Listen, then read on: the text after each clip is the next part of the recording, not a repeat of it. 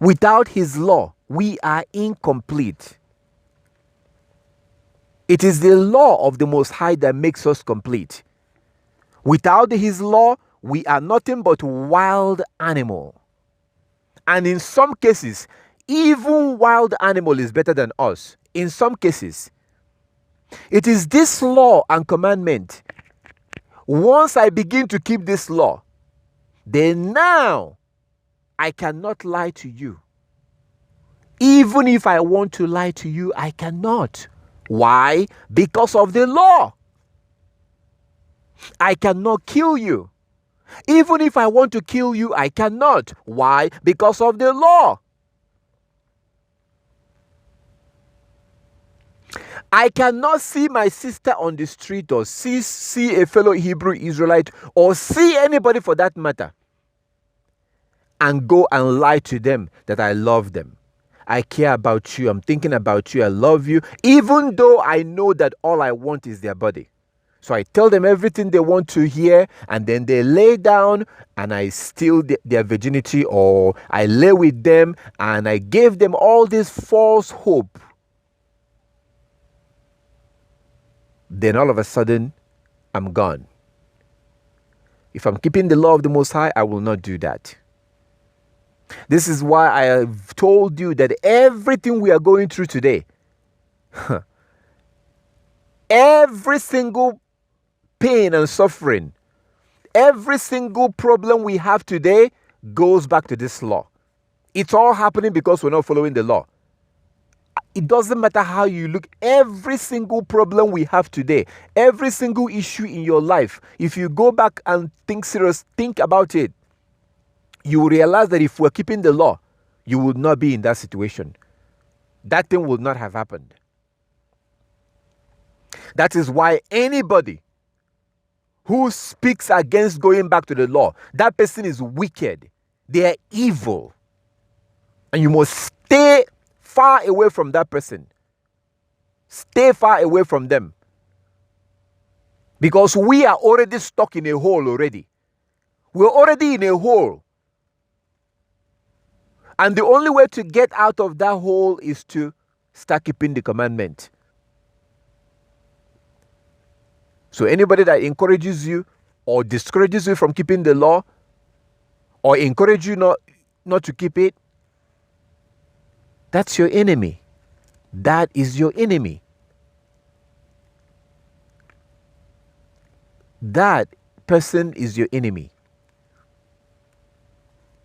And what we do, we separate from those people. We separate from them. John chapter 7.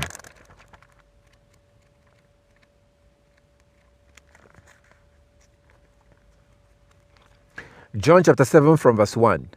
After this, Yeshua went about in Galilee. John chapter 7 from verse 1. After this, Yeshua went about in Galilee. He did not wish to go about in Judea or Yehudia because of the Yahudis or the Jews were looking for an opportunity to kill him. These are fellow Israelites. Why will fellow Israelites be looking to kill him? Because he was talking about keeping the law, and they did not want to keep the law. They were worshiping the Most High. The so-called Jews, our ancestors, was worshiping the Most High on their own terms. So we decided to worship the Most High the way that we want to worship the Most High. And our Savior Christ came and said, no. You have to follow the commandment. And they didn't want to hear that. So they were looking for opportunity to kill him. Verse 2. John chapter 7 verse 2. John 7 verse 2. So his brothers said to him, Leave here and go to Judea, so that your disciples also may see the works. Actually, from verse 2. I think I went from verse 2. Now, the Jewish or the Yahudi's festival of booths was near. This is the Feast of Tabernacle, the one we have coming in about 2 months. The Feast of Tabernacle is coming up, the one that we sleep in our tent, the one that I keep reminding you at the beginning of the Sabbath. So you need to get your tent. So that's the feast that they're about to celebrate. It's coming up right now in about 2 months, actually. In about 2 months, almost exactly 2 months from now. Because right now we're in the 5th month. And we are in the middle of the 5th month. So in the middle of the 7th month, this is going to be around October, around the ending of September, October. That's when the Feast of Tabernacle will be. Of course, I'm going to do a video and give you the exact date. But I think you should also start looking into it yourself. So the Feast of Booths was what they're about to celebrate here in John chapter 7 from verse 2. Now the Yahudis or the Hebrew festival of Booths were near. Verse 3, so his brothers said to him, leave here and go to Judea or Yahudea, so that your disciples also may see the works you are doing. Verse 4, for no one who wants to be widely known acts in secret. If you do these things, show yourself to the world. Verse 5, for not even his brothers believed in him. Verse 6, Yeshua said to them, my time has not yet come, but your time is always here. Verse 7, the world cannot hate you, but it hates me because I testify against it that its works are evil. Verse 8, go to the festival yourselves. I am not going to this festival, for my time has not yet fully come. Verse 9, after saying this, he remained in Galilee. Verse 10, John 7:10, but after his brothers had gone to the festival, then he also went, not publicly, but as it were in secret. So he did not want to travel to that feast with his brothers. He did not want to travel with them. And you see what he told his brothers, that the world cannot hate his brothers. The world cannot hate them. Why?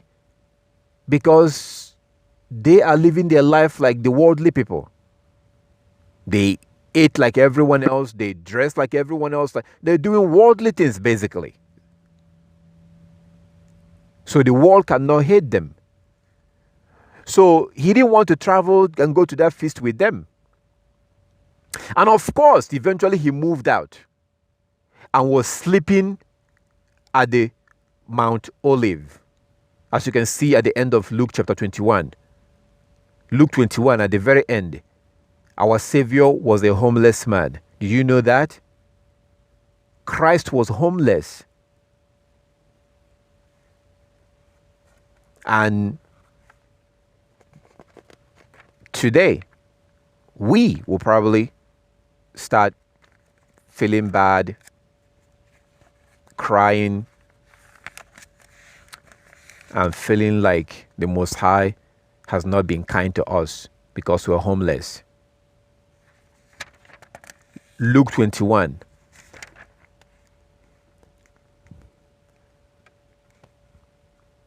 From verse 37 to 38. Every day he was teaching in the temple, and at night he will go out and spend the night on the Mount of Olives, as it was called. Verse 38, and all the people will get up early in the morning to listen to him in the temple. This is the reason why he told you that the birds of the air, the birds have their own home, but the Son of Man has no place to lay his head. This is also the reason why he had to borrow a house.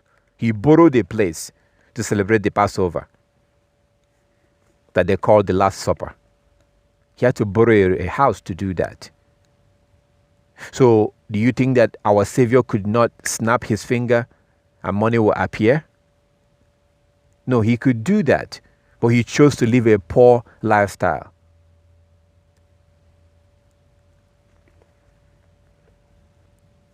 Or do you think that the Most High could not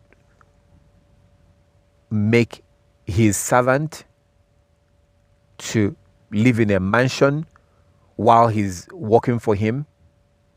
Do you think that the Most High could not make Christ to have everything that he needed and lived in a mansion while he did what he came to do? How could he allow his son and his servant to live in the bushes? Because there's no mansion on that mountain. It's a mountain. He slept there at night. He would rather sleep in the mountain than to live in the same household with people who were not very serious in keeping the commandment, which is, those were his brothers.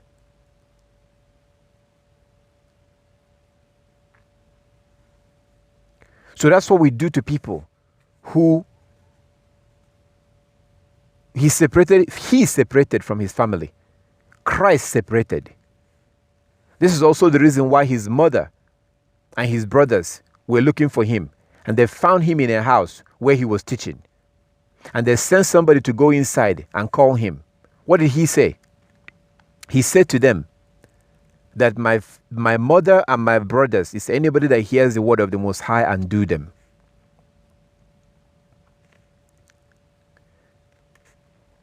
So you have to be very careful of those who don't keep the commandment. It is very important to keep in mind that anybody who doesn't keep the commandment is like a wild animal. They are like wild animals. They can do anything. There's no limit to what they can do. I am actually afraid of them. Anybody who doesn't keep the commandment can do anything. Give them enough money and they will do anything. Because they don't keep the commandment. So anything can go. And the Most High created us, and He intentionally made it in a way that He wouldn't put all His laws inside of us right away.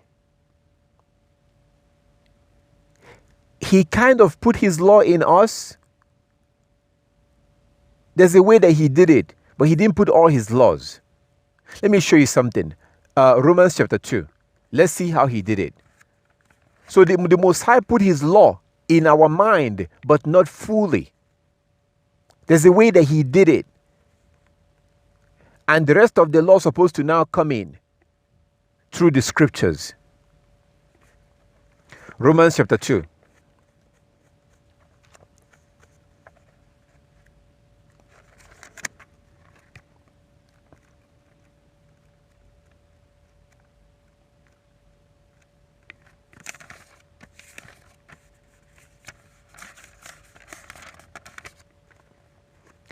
Romans chapter 2 from verse 1.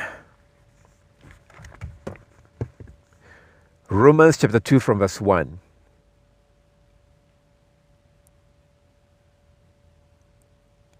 Therefore, you have no excuse, whoever you are, when you judge others. For in passing judgment on another, you condemn yourself, because you, the judge, are doing the very same thing. So you see that Romans chapter 2 is actually a continuation of chapter 1. Romans chapter 2 continued from chapter 1. They are together. Romans chapter 1 and chapter 2 is the same thing.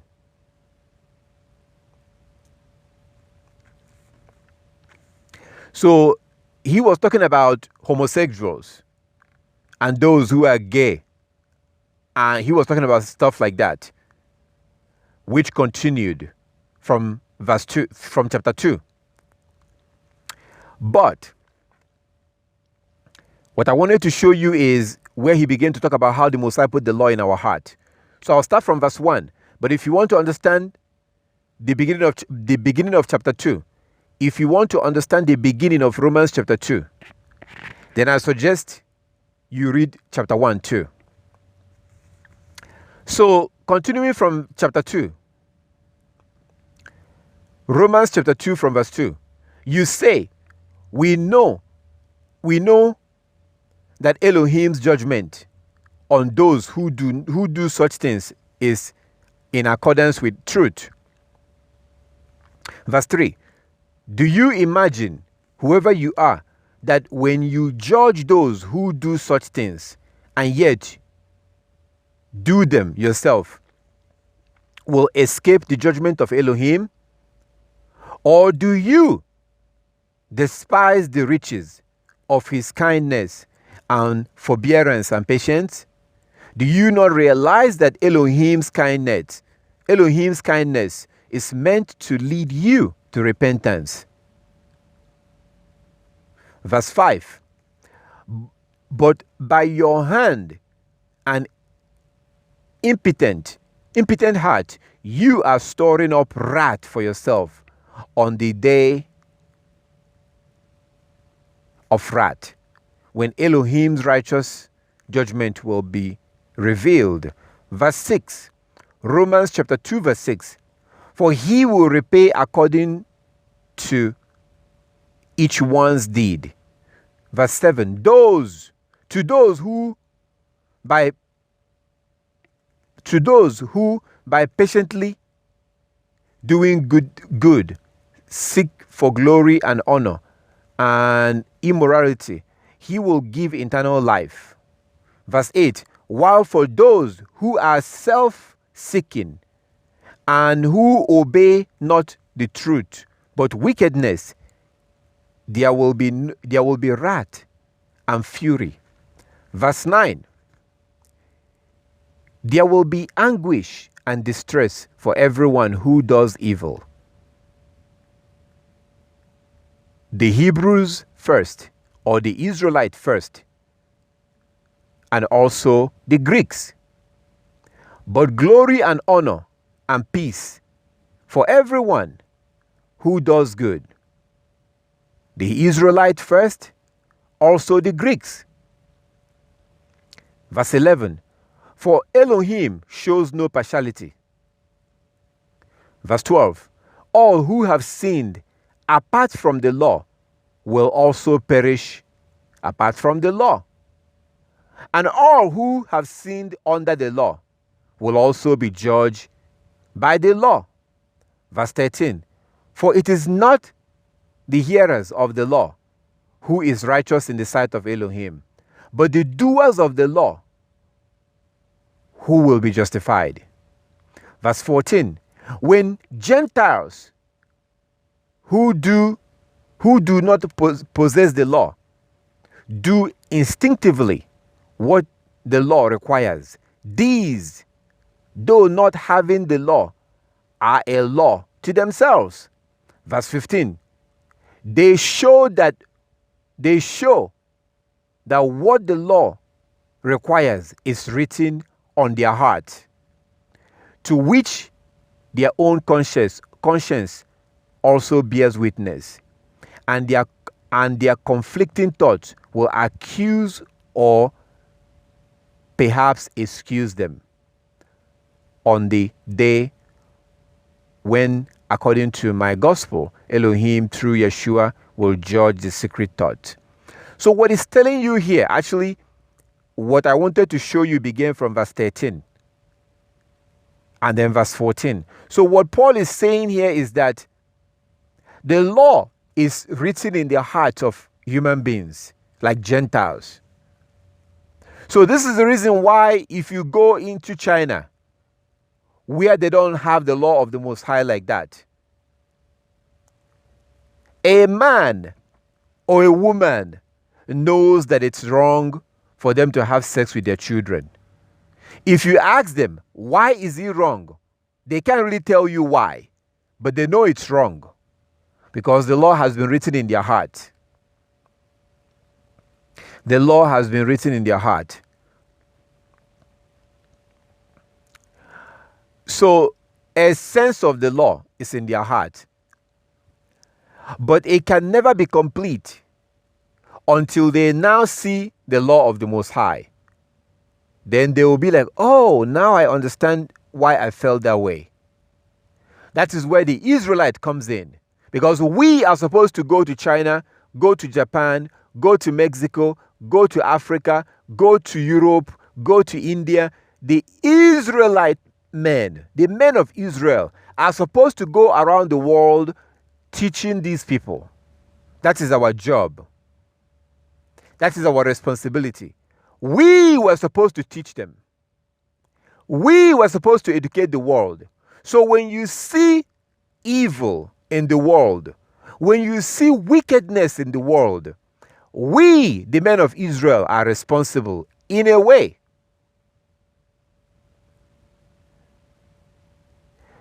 The Indians or those in Mexico or Cuba or North Korea or China, these people, the heathen, the men of Israel, were supposed to be teaching these nations. It is not okay to eat pork. It is not okay to eat shrimp. It is not okay to shave your beard. You have to wear your fringes. You have to keep the Sabbath. The moon, the sun and the moon is God's calendar. You cannot have sex with your children. You cannot work 7 days a week. So we were supposed to be teaching them these things. So when I see Gentiles who are breaking the law, I am partly responsible to why they're breaking the law. Because as Hebrews, the Most High chose us to teach them.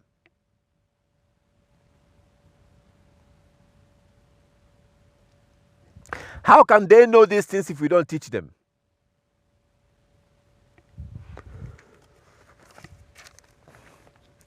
Exodus 19.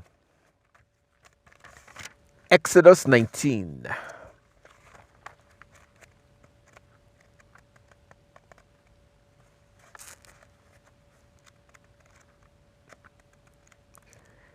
Exodus 19, verse 5 and 6.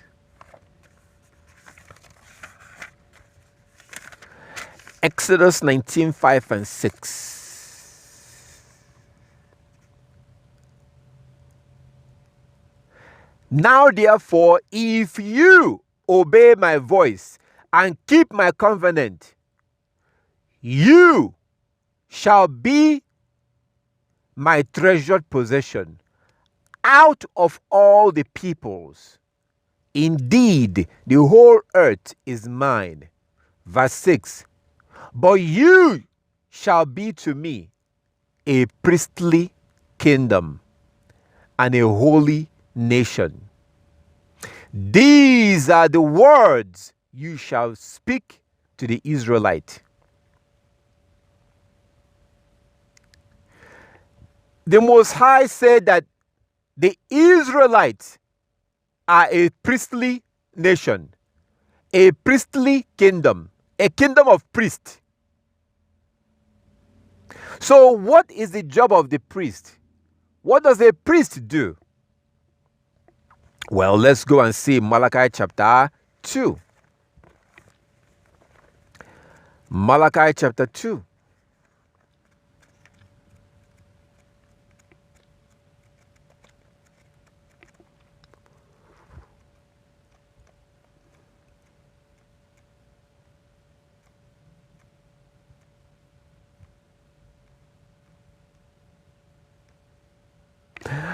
Malachi chapter 2.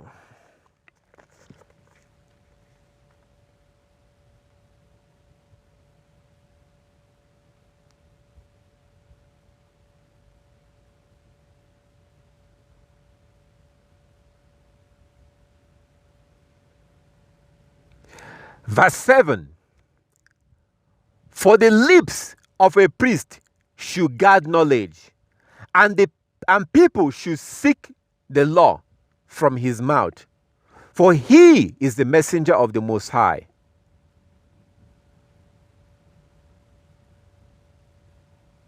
So that is the duty of the priest, to teach the law.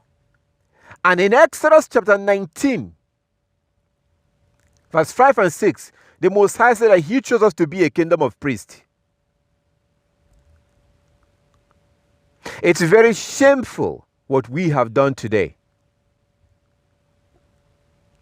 Look at verse 8.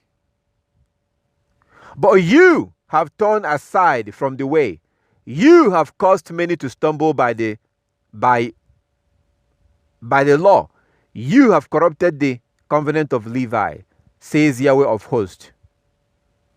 And so I make you despised and abased before all the people, inasmuch as you have not kept my ways, but have shown partiality in your instruction. So exactly what the Most High did to the priest, the same thing he did to us as a nation. We, the Hebrew men, are supposed to teach other nations the law. We, the Hebrew men, are supposed to have done what the Europeans have done. Europeans have gone around the world and spread Christianity. That was the wrong information. There's Catholic Church in almost every country.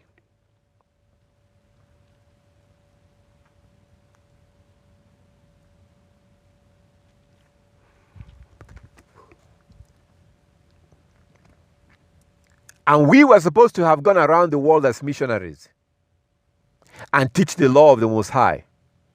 But we've not done that. That's very shameful. So we should not wait for the day we will have all the money in the world, or the day we will be able to go around the world. We should start in our neighborhoods. We should start on Facebook. We should start with our friends, our brothers and sisters, in sharing the law with them.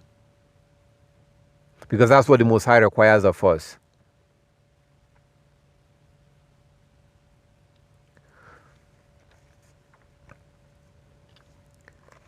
Deuteronomy chapter 10, verse 12 and 13. Deuteronomy 10, 12 and 13.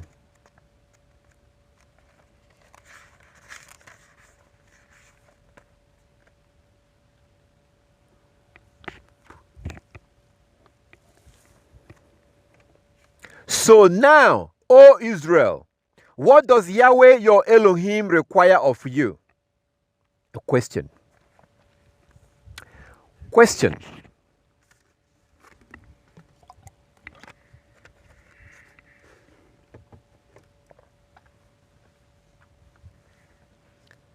The scripture is asking us a question.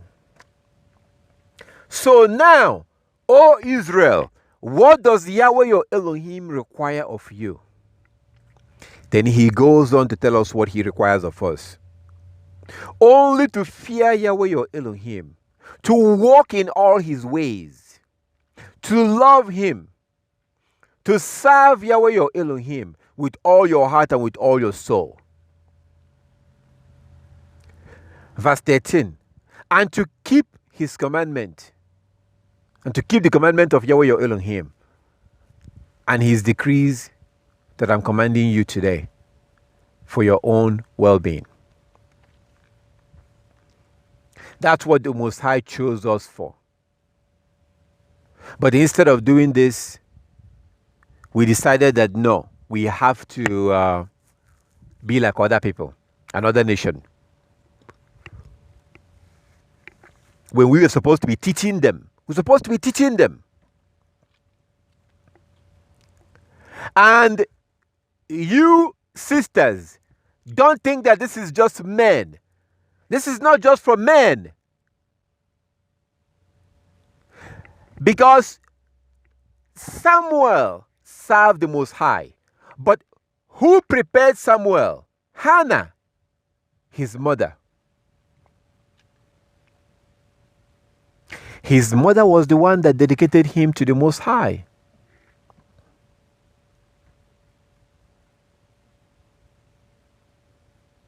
So even though that you cannot teach the law,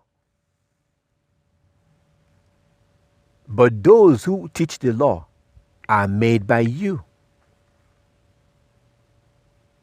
Those who teach the law are raised by you. So we all have work to do.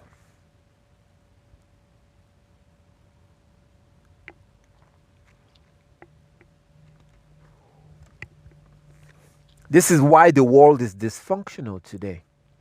Because people don't keep the law. And we are partly responsible. Because that's part of why we were chosen. Actually, that's the main reason why we were chosen.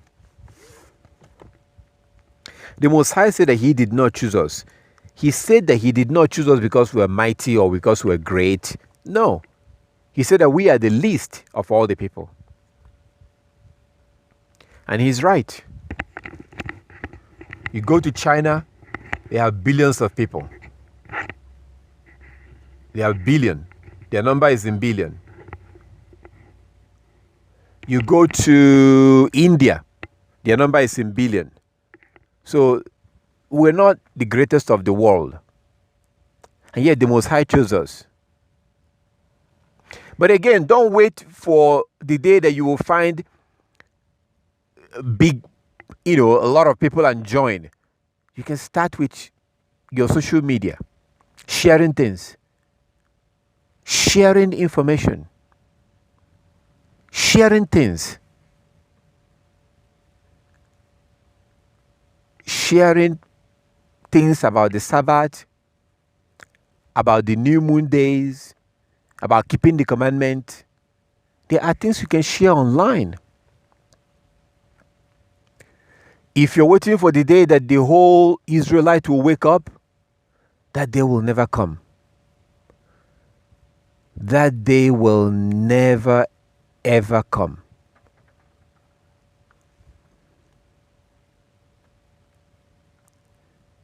It's never going to come. I want to give you an example. You see this right here? This is basically information about the Sabbath, about the phases of the moon. Something as simple as this. Sharing this on Facebook. It doesn't have to be this one. You can find information online about the lunar calendar and share it. So I'm not just saying it for you to share this particular one. No. You don't have to share this one. You can go to Google and get other information about the lunar Sabbath and share it with people.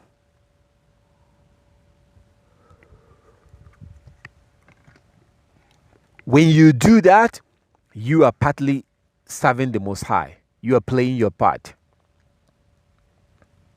Because for us, it's not enough to keep the commandment. We have to also serve the Most High. So something as simple as this, passing this along and giving it to people, sharing it with people, it's a big deal. A very, very, very big deal to do something like that. Somebody might see it and they start thinking about it. Maybe the person is a Seventh-day Adventist. They go to church on Saturday. So they see what you shared and they begin to look into these things. They start thinking about it and they begin to look into it because they saw the calendar and they begin to wonder, why does this thing have Sabbath in it? It says Sabbath. What does this mean? They start scratching their head. Why is it that this thing says that Sabbath is on when the moon is half? The person will begin to wonder. And you yourself will be in your house, minding your business, not realizing that you have done something. You have helped a brother or a sister to begin to look into this thing that will save your soul. So we need to begin to have a spirit of service, spirit of serving the Most High. Yeah, you may not be allowed to teach the law, but you are not prohibited from sharing something on Facebook. If you're on Facebook, for those who are on Facebook or WhatsApp, there is no law in the scriptures that say that a woman should not share something about the Sabbath. There's no law that says that. There's no law that says that a woman should not share a picture of the phases of the moon. You're not teaching the law. You are not teaching if you do it. There is no law that says that a woman should not share a quote from Yeshua HaMashiach, Christ. We have a very, very, very interesting situation today in the world with these technologies, because you can be in your house and reach many people. So it is time for us to stop, to go beyond thinking about ourselves. Okay, we know these things now. How can we help others? And something as simple as a meme, a picture, you post it on your WhatsApp, something, whatever. Your pic, somebody, you never know who is going to see it. The Most High doesn't care about quantity. He cares about quality. You never know who is going to see that. And they begin to worry. Why is it that this thing is saying that Sabbath has to do with the moon? They begin to inquire. I have a sister. She has her own business. And she has her client. And she keeps the Sabbath. And while she's working for her client, they will usually start talking, either because maybe they saw her fringes or they saw something. I don't know how she does it. All I know is that she will call me and say, brother, I have this person that I would like them to talk to you. So she will begin to talk to her client. There's even one of her clients that called me and decided to get circumcised because of this sister. So this Hebrew brother was not circumcised. And it was through this sister they began to talk. And then the sister gave him my number to call me so I can explain to him more, because she was afraid. She was scared. She didn't want to teach him the law. So she didn't want to start teaching him the law, but she was so they kind of talked to a certain point, and then she gave him my number, and then he called me. Then I was able to give him more information. We, whether we know it or not, whether we like it or not, we must begin to have a mind of service. Now, I'm not saying that you should go and open up a YouTube channel and start teaching the law. That's not what I'm saying. If you're a woman or even if you're a man, okay, all I'm saying is that something as simple as sharing a meme, sharing something about the true Sabbath, about biblical marriage, you never know who is going to see it.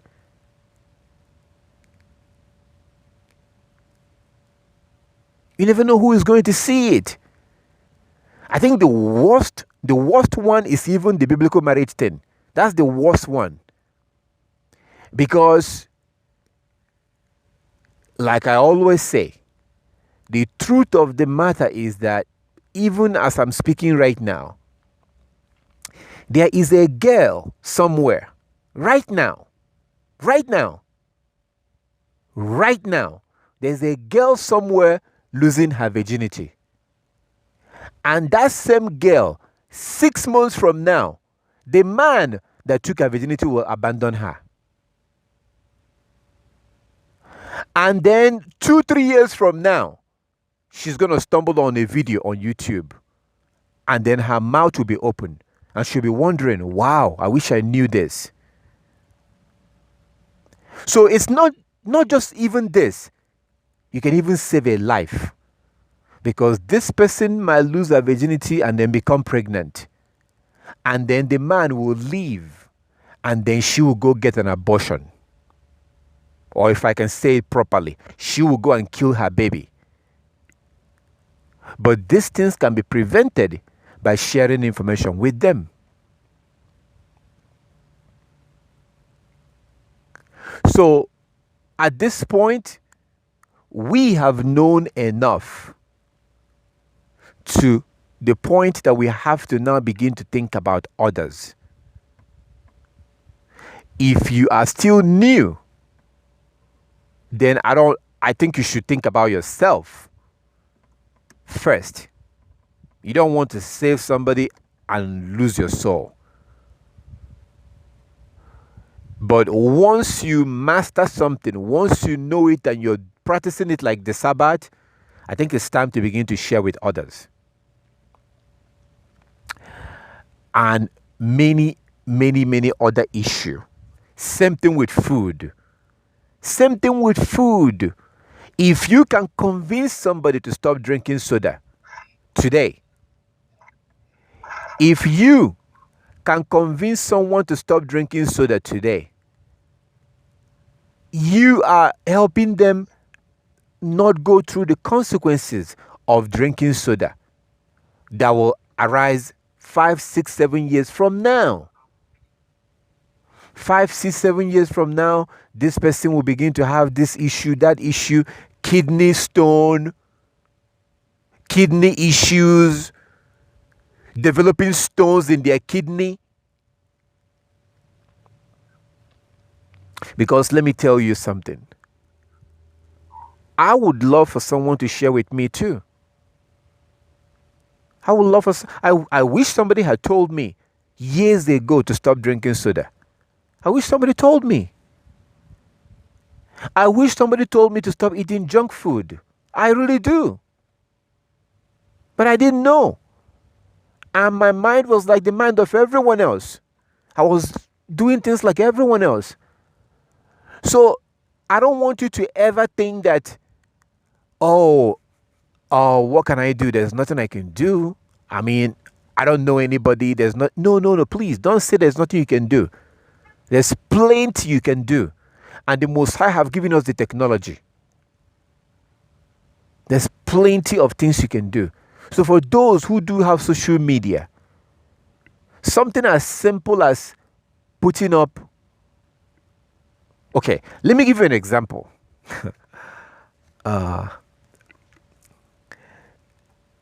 For those of you who have your profile picture, let me start with the men.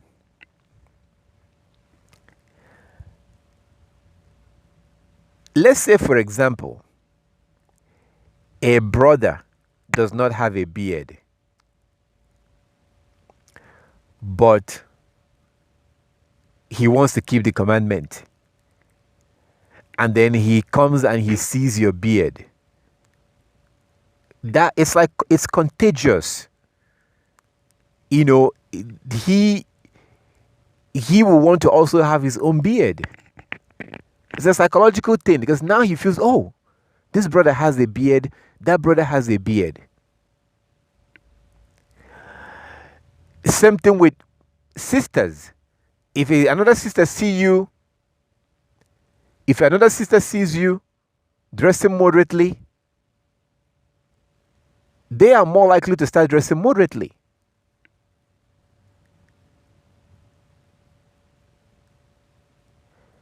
So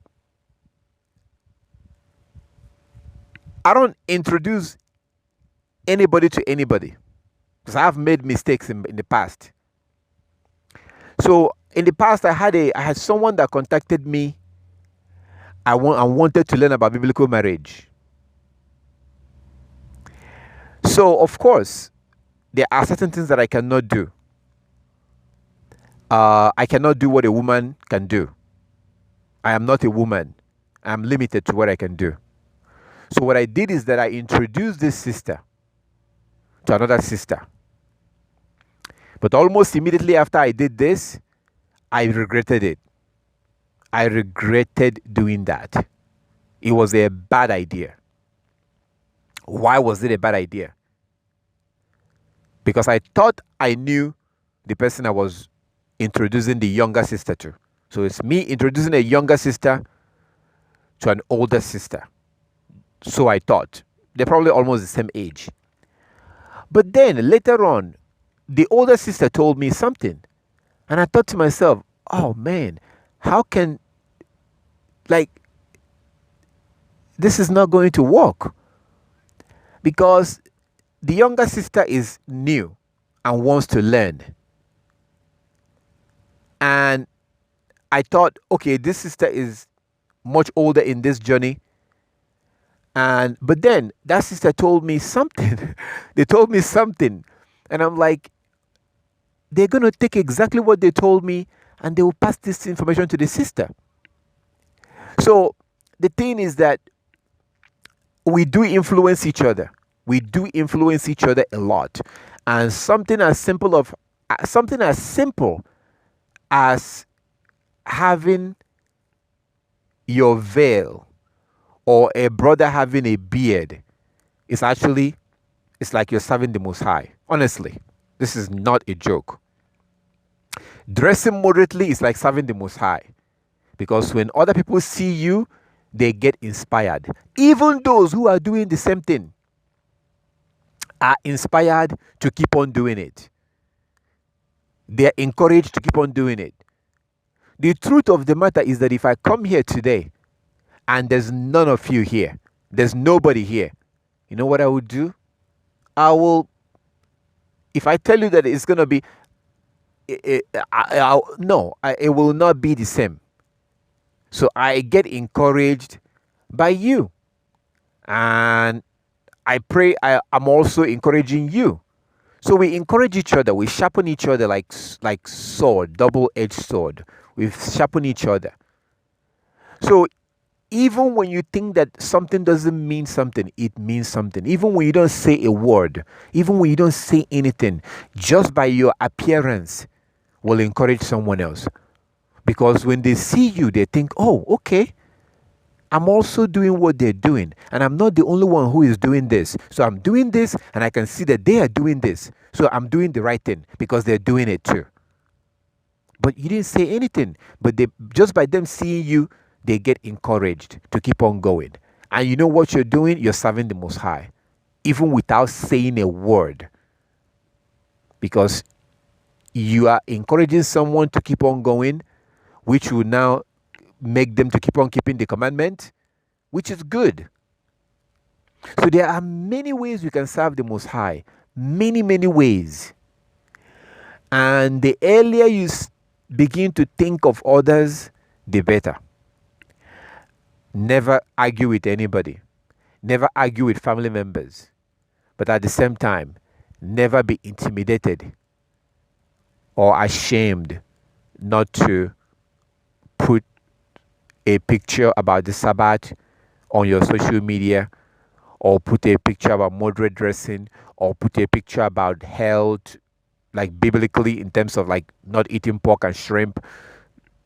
Doing things like that can get someone to start thinking, even though you didn't say anything. Because this is our job. Nobody else can do this and do it better than us, the Hebrews. This is what we do. This is what we're chosen to do, to teach the rest of the world the laws and the commandment. So when I used to be very angry when I see people breaking the law. When I see people that dress in a way that are not moderate, when I see the heathen, their men shaving their beard, when I see their women walking around half naked, I used to be very angry. But then I think to myself, wait, how can they know? See, in their mind, they don't see anything wrong with what they're doing. The Gentile man, a heathen man that wake up in the morning and shave his beard, he doesn't know what he's doing. I used to be extremely angry when I see them do that. But then I was kind of being selfish because they don't know. Does that mean that what they're doing is right? No. But the thing is that I'm trying to take responsibility. Now, if they know and then they keep on doing it, if they know and keep on doing it, then that's a separate issue. But the way I look at it now is that, yes, that heathen or that Hebrew is breaking the law, but they don't know. So I realize that we are supposed to teach them. They are just doing what they're doing. They're just living their life. They do what they do. And if you confront a lawbreaker and you tell them you're so evil, you're so wicked, you hate the Most High, you're vile, you're this, they're looking at you like you're crazy because they don't know. So what does this mean? This means that we're supposed to teach them. So it doesn't mean that I condone what they do. I don't condone their lawlessness because I know that I myself used to do those things and I did not know either.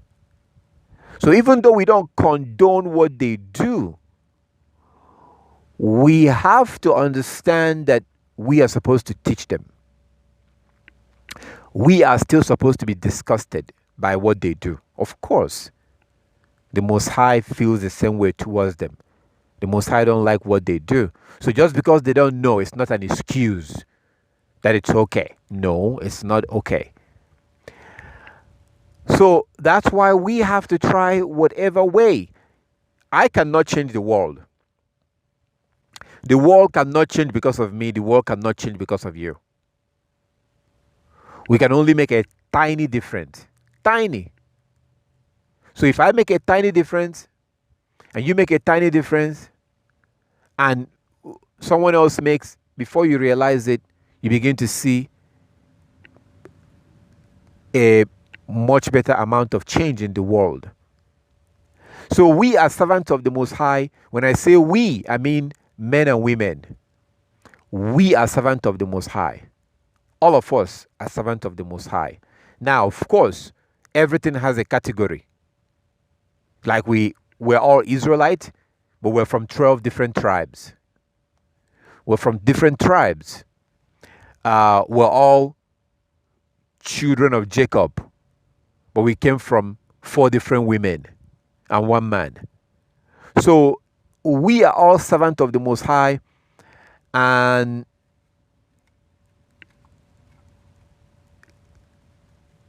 just like in the Garden of Eden, the Most High created Adam to serve him. Adam was created to serve the Most High. But then you see that the Most High made Eve to serve Adam, which now makes it easy for Adam to serve the Most High. That's how it works. So if Adam is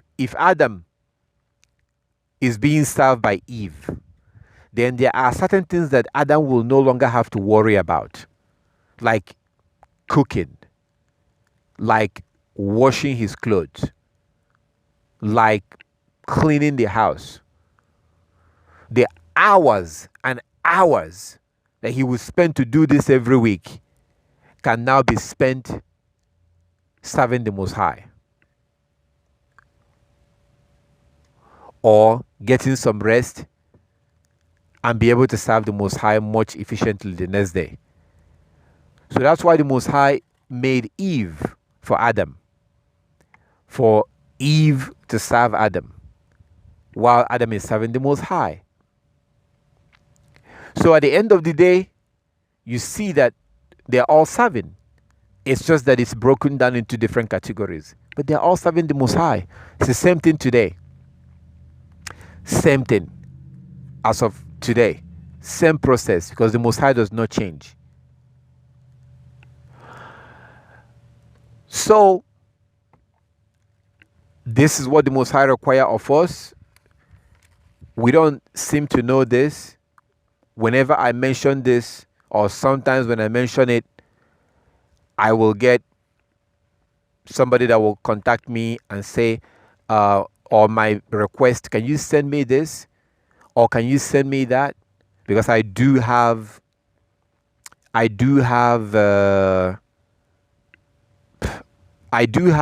stuff that I put out, that I share with people. I do have some information that I do put out that I share with people. I might try and see if I can share one with you. And if you're listening online, you can contact me and I will share that with you. But I want to give you an example, just to give you an idea. Things that you can share with people, because there are somebody, you might listen to this right now and this will stir up your spirit and you will actually think about it and decide to do this. And then someone else might benefit by you sharing something with them. So you see how it works. So I remind you, or I encourage you, and then you do it, and then you open somebody else's eyes. That's the way it's supposed to be. That's why we were chosen.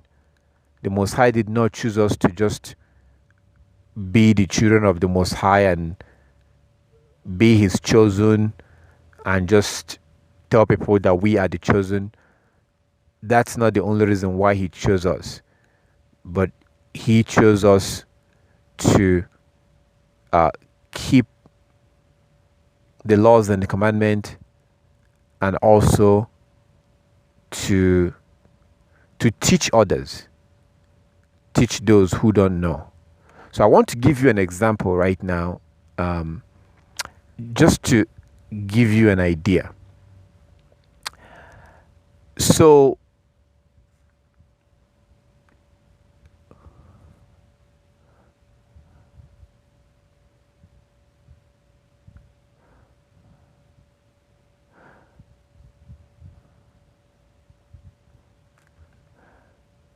I wanted to give you an example, and I wanted to share something with you just to give you an idea, and you can use this.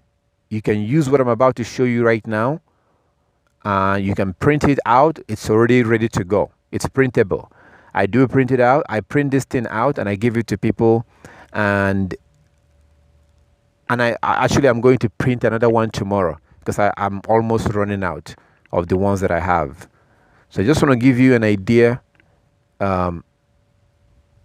of what I mean, and you see that it's not okay. So if you look into your Skype right now, you should see something that says you're not African American, you're a Hebrew Israelite. You might not be able to, I don't know if you can open it, but you can try and open it. But I just shared something with you right now, just to give you an idea. I just shared something with you on Skype.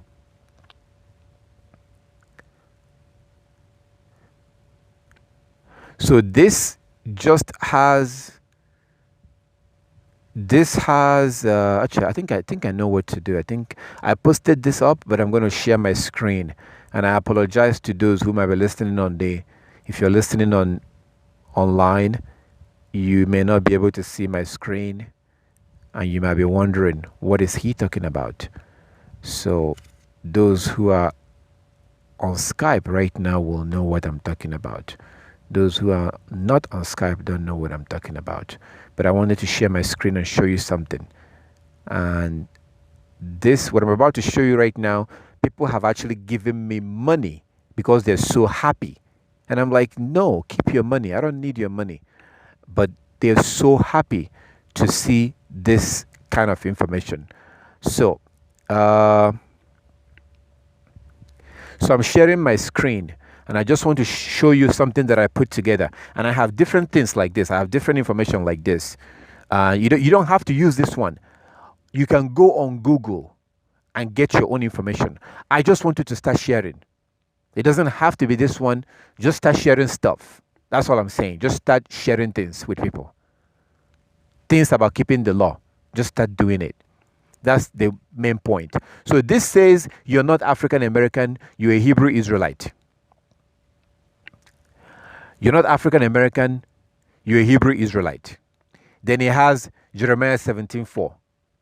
And you, even yourself, shall discontinue from your heritage, which I gave you, and I will cause you to serve your enemy in a land that you do not know. For you have kindled a fire in my anger, which shall burn forever. A very powerful verse, Jeremiah 17:4. Then it has Jeremiah 9:11-16, which is also one of the most powerful. Why? Because Jeremiah 9:11-16 covers everything. It covers how we got kicked out of our land in 70 AD. But this is a prophecy. This in Jeremiah 9:11 is a prophecy that shows how the Most High will kick us out. In verse 13, it tells you the reason why he is kicking us out of our land. Jeremiah 9:11-16. Then Deuteronomy chapter 28 from verse 45 to 50.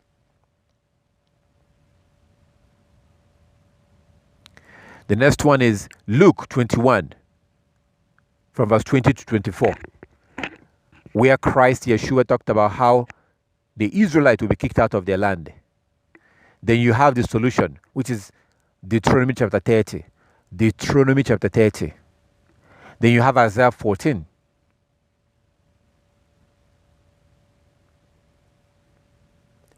So this is very simple.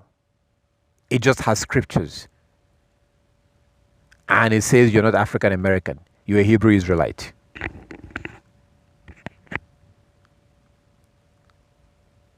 This is a big deal in the sense that most of our people are going to die without even knowing who they are. This can be, when you show somebody something like this, it's like you're sowing a seed. You are sowing a seed. When you show someone something like this, you are sowing a seed. They might not listen to you. They might think you're crazy. They might even throw the paper away.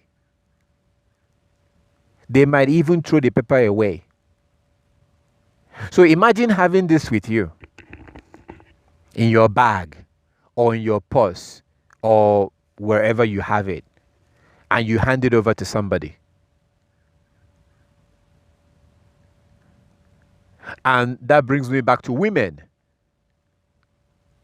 The law does not say that you cannot do something like this. You're giving somebody scriptures.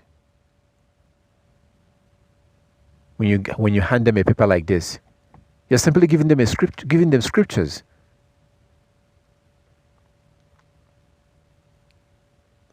Now imagine if somebody gave you something like this 10 years ago, or 15 years ago, or 20 years ago. This is just an example. I do have stuff like this. This is just the one about who we are. I have the other stuff. And I make a copy and I print it. You can go to wherever you can make a copy and make a copy. That's PDF. So it's ready to go. Just, can be downloaded to a hard drive or USB drive. You can use it to go make a copy. If you have a printer, you can print it out of your own printer.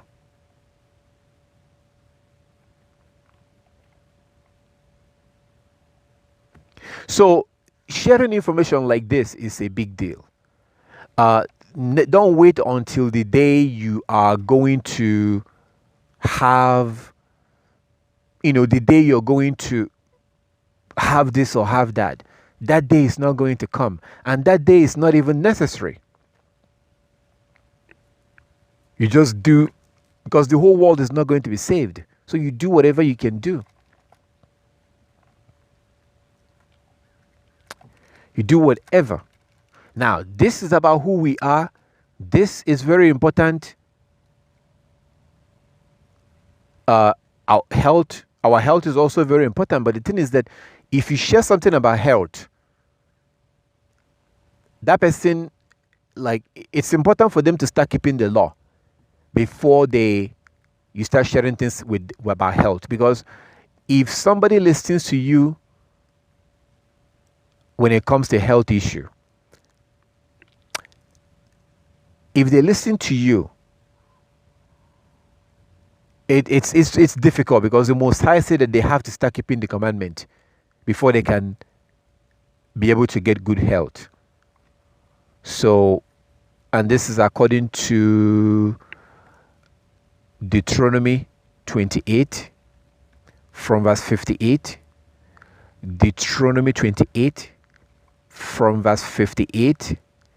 It says that if we don't keep the commandment, he will give us all kinds of disease. So I am more interested in getting my brother or my sister to know who we are before I start talking about health.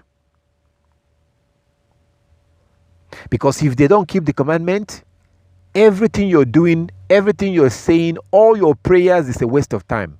Even your prayers is a waste of time. If he or she doesn't want to keep the commandment, don't even bother praying for them. So that's why it's very important. Now, one time I ran into a brother and he had stroke. He already had stroke, and half of his body was dead. Half of his body. And I felt sorry for him. I gave him information. I gave this brother something like this. So this is kind of my card. And what I do is that I write scriptures in the back. So it's folded. I really wanted to help that brother. I really, really wanted to, but I can't help him if he doesn't keep the commandment. So I usually write scriptures in the back. I write scriptures, but inside the card, it said something. Inside of this card, it said something. And what it says is this. I'm going to read it. It says, warning, God will soon kill you for refusing to keep his laws. Our Creator said he will soon destroy most people in this world through nuclear fire for refusing to keep God's law.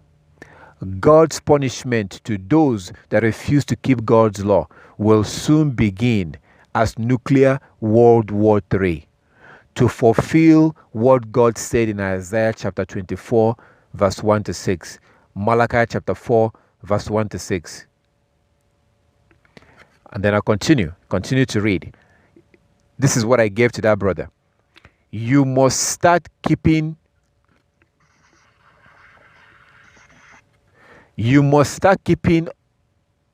all of God's laws and commandments now to avoid his coming anger, punishment, and destruction of all who refuse to keep God's laws. Again, I quoted the same place. Malachi chapter 24, verse 1 to 4. Malachi chapter 4, verse 1 to 4. Isaiah 24, verse 1 to 4, or actually verse 1 to 6. Isaiah 24, verse 1 to 6, and Malachi chapter 4, verse 1 to 4. Then I continue. God's kingdom and God's judgment day is coming, when he will judge you and I based on how well we kept God's laws. Christ said that those who will be saved and be allowed into the coming kingdom of God are those who kept God's laws. Anyone who refused to keep God's laws will be destroyed. Revelation 3:10, Revelation 20:11, Romans 2:13, 1 John, and I'm going to repeat this. Okay? I'm going to repeat these scriptures. So the person that keeps coming in and out is a very good example. Let me give you an example right now. So this brother has some health issues. And this is what I'm talking about. He came on earlier today. And then he left. The other brother came on earlier and left. Now, how can I pray for you if you can't even join the congregation? Am I going to tell the congregation to pray for a brother that joined us for 3 minutes or a brother that joined us for 2 minutes? Do you realize that we are commanded to gather on the Sabbath? Now, I don't want to sound like a Christian that is trying to get you to go to church so they can make more money in tithes and offering. But the truth is that we are commanded to gather on the Sabbath and on the new moon. Ezekiel 46, 1-3. Ezekiel 46, 1-3. We're told to gather on the Sabbath and on the new moon. So I'm not going to sit here and be begging you to be part of the congregation. If you don't want to be part of the congregation, get out. All I'm asking is that wherever you are, just keep the Sabbath. Okay, brother, you need to keep your mic muted, okay? So all I'm asking is that wherever you are, keep the Sabbath and keep the new moon days. That's why am I asking you that? For your own good. It doesn't have to be here. But just a reminder, we're supposed to gather with a congregation. And you can do that anywhere. You can do that with anyone. Even your friends. Gather with them on the Sabbath in your house. Gather together, pray together, read a little bit of scriptures, pray to the Most High, and you have kept that commandment. Now, I am not going to be, for those of you that come in and go, that's fine. That's up to you. But when you do have issue, how can I tell the congregation, this brother has a problem, let's pray for that brother? How can I do that when the congregation barely knows who you are? When the congregation barely knows who you are. When the congregation is like, when the congregation sees you come in and spend like 5 minutes and you're gone. So how can that happen? I'm just talking about based on human beings, not to mention the Most High. So if you, as he does, as the brother does, how can I pray for you when I'm not even sure how you're keeping the commandment? Because from what I can see, that you join the congregation and you spend about 3, 4, 5 minutes and you're gone. So to me, you're not even keeping the commandment that says to congregate. Our ancestors, Nehemiah chapter 8, 1-12. Our ancestors gathered on the new moon day and they were there until noon. That's hours. This is not a Christian church. They were there until noon. Now, you don't have to be here until noon. Of course, like I always tell you, you can always log out whenever you want. You can always log out whenever you want. We have a starting time. We don't have an ending time. Last Sabbath, we finished early. I think the Sabbath before that, we finished early too. So you don't have to be here like forever. You can always log out whenever you want. You know, it's not a problem. You know, if you join the congregation and you spend more than 30 minutes with us, I think that's enough. You know, to me, I think you fulfill that that obligation to congregate. Going to a congregation and spending 30 minutes with them, praying with them, read a little bit of scripture with them, I think you fulfill that commandment. You don't have to be in a congregation for 5 hours or 3 hours or 10 hours to fulfill it. You must not be in the congregation from morning of the Sabbath to the end. No. But being in the congregation and praying together with the congregation and maybe read few scriptures and then you're gone.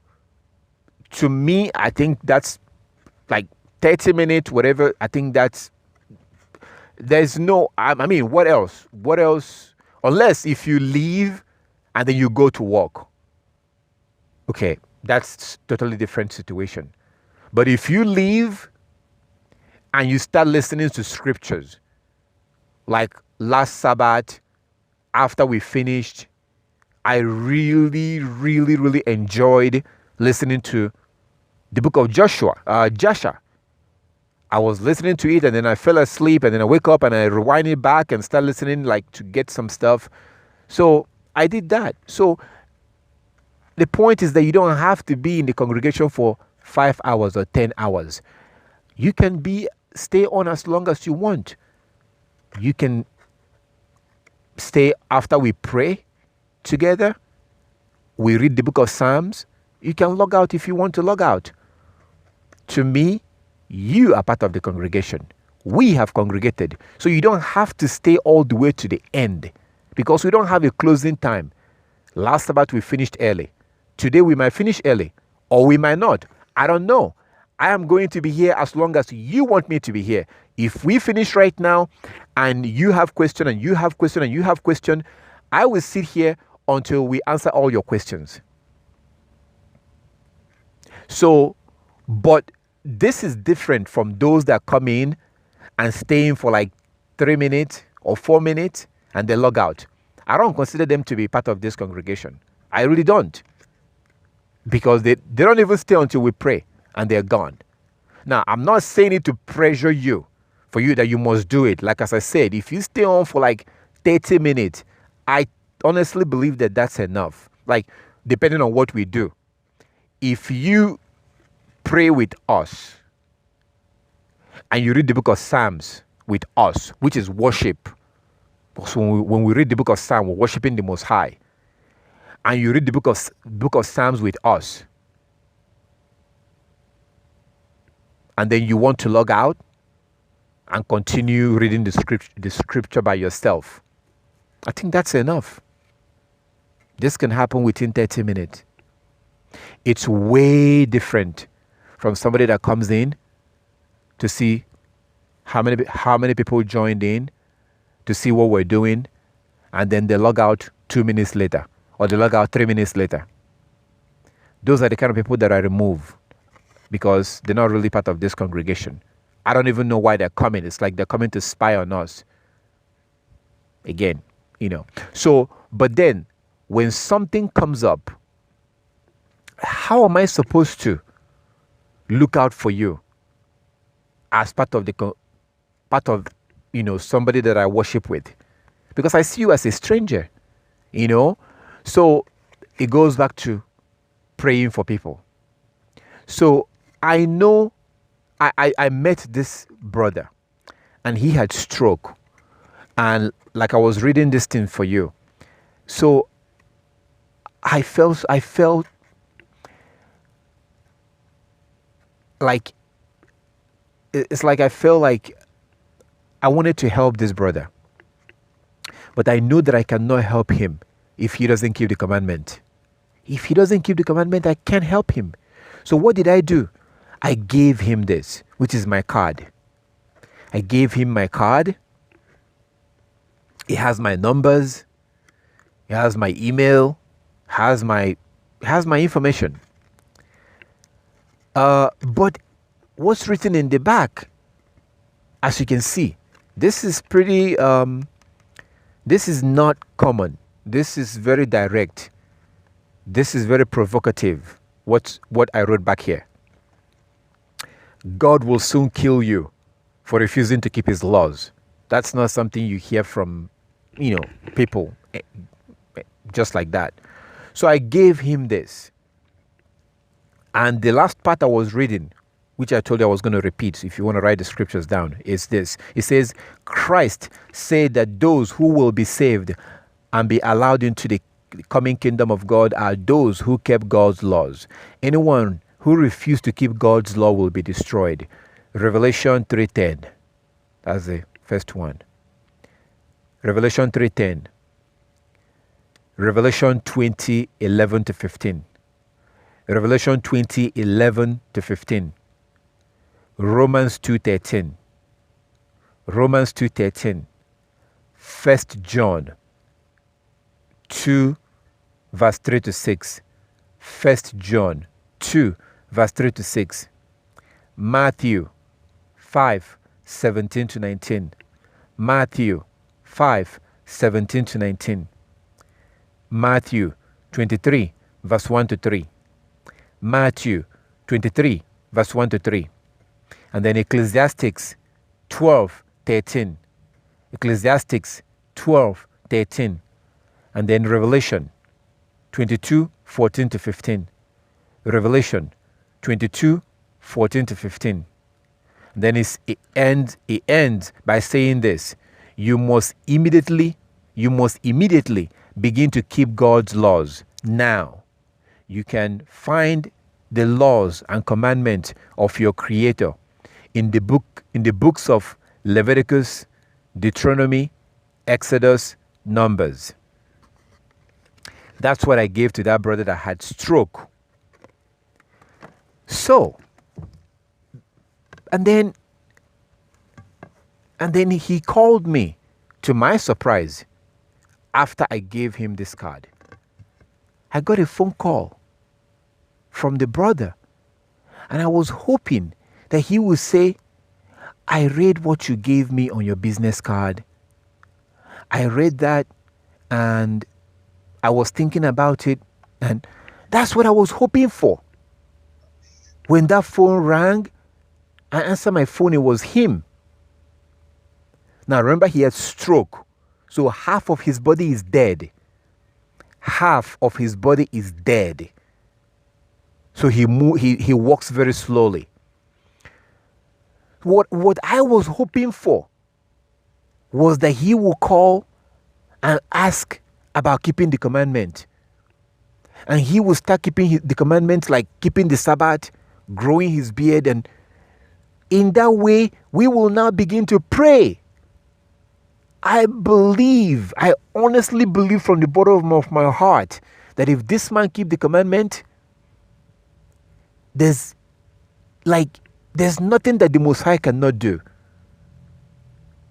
That part of his body that was dead can come back to life. At least, if not for anything, to give glory to the Most High.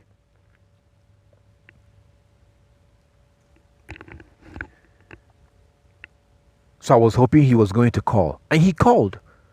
And then he asked me some question. He asked me something like, I think he asked me like, where was I? Where am I from? Something like that. I think he asked like, where are you from? And I was like,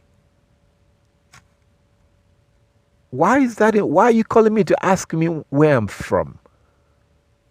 Like, he asked me some ridiculous question. Now, I was hoping that the brother would have asked about the law, because if he begins to keep the law, this means that I myself will begin to beg the Most High. I'll begin to pray.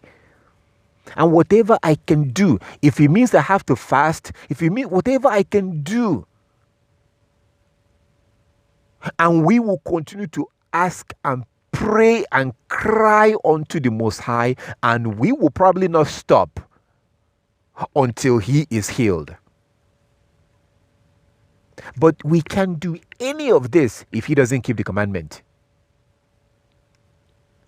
That was why I gave him that card. And he did call, which is unusual. But then he asked me some random question. And I believe that he still has the stroke. So what's my point? The Most High is not going to answer our prayer if we don't keep the commandment. He will not. Proverbs 28 verse 9. Proverbs 28 verse 9. The Most High will not answer our commandment if we don't keep the commandment. He will not answer our prayer He will not hear our prayer if we don't keep the commandment. Proverbs 28 verse 9. Proverbs 28 verse 9. So I don't bother praying for everybody or anybody until they start keeping the commandment.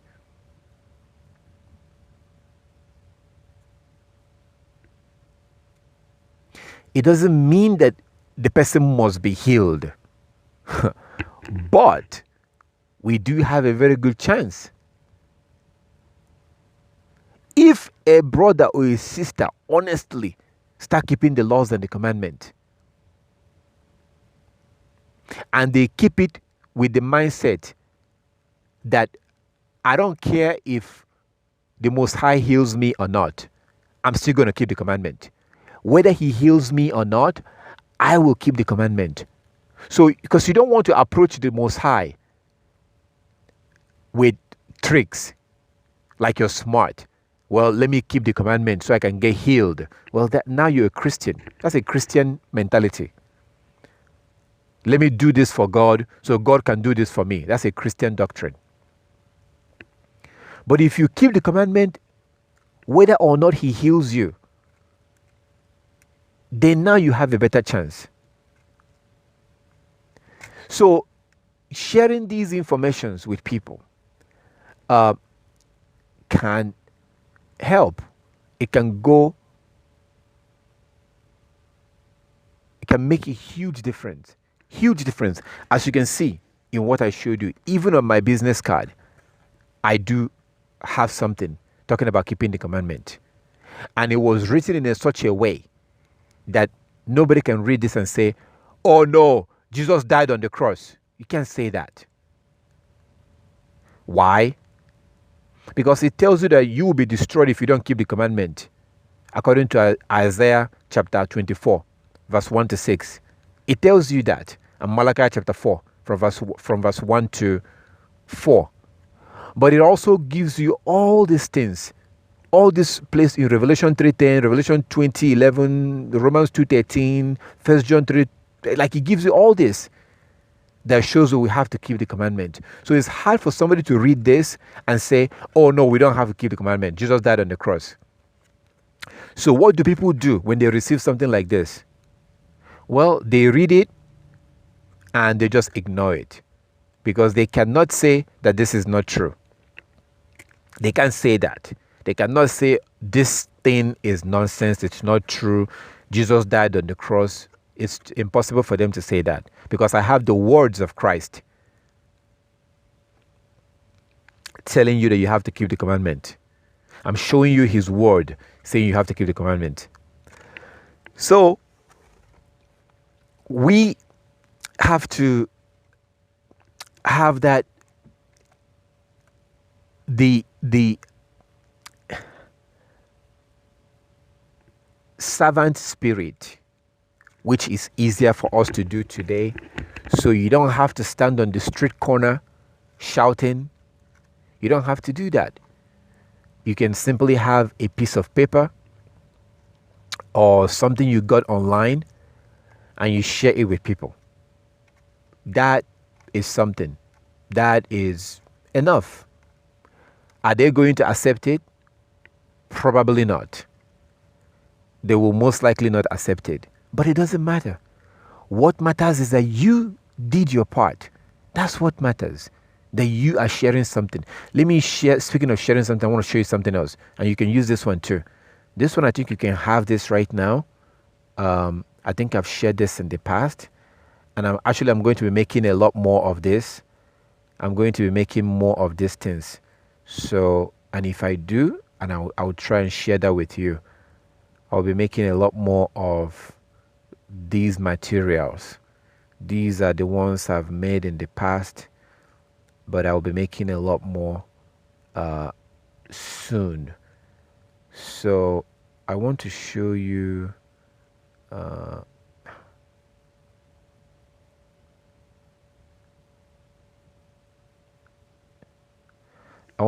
show you this one.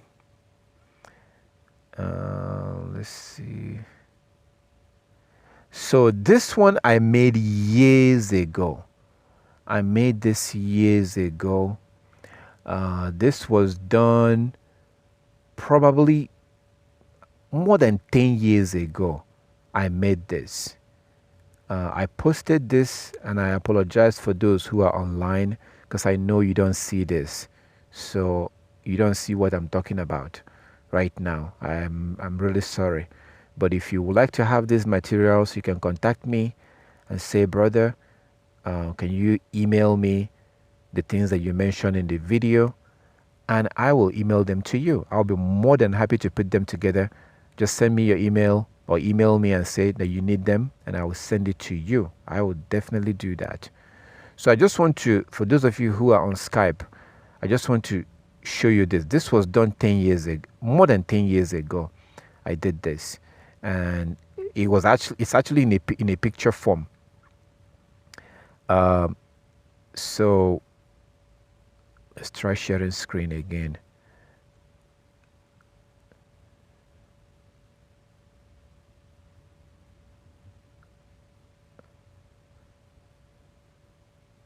Just bear with me. I just want to.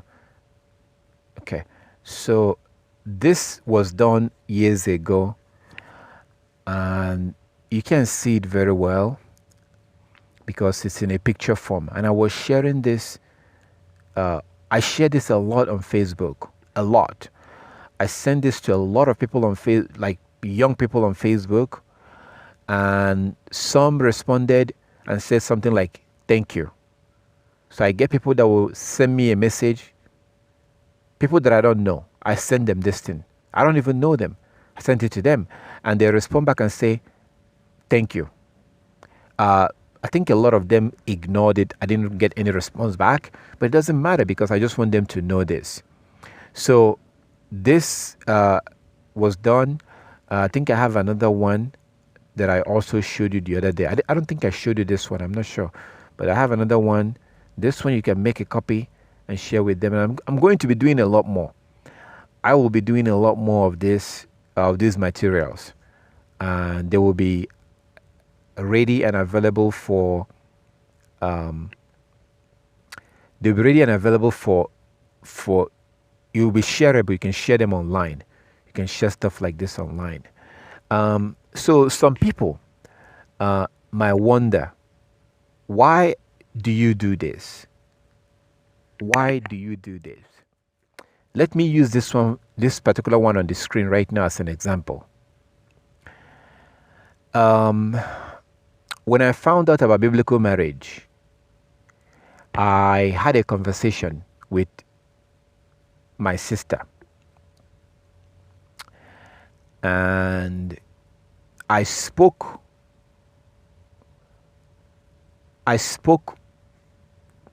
explaining things to her, and she did not say anything. So by the time I finished speaking, she said to me, well, my virginity is gone. I'm no longer a virgin.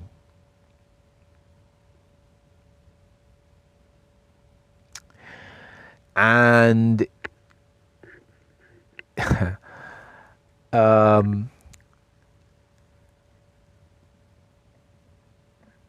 this same sister that I'm talking about became pregnant, and she thought that the man loved her. That's what she thought. So when she became pregnant, the man told her to have an abortion. She said, "No, I'm not getting an abortion." And the man pressured her and pressured her and pressured her to get an abortion. She refused. And the man left.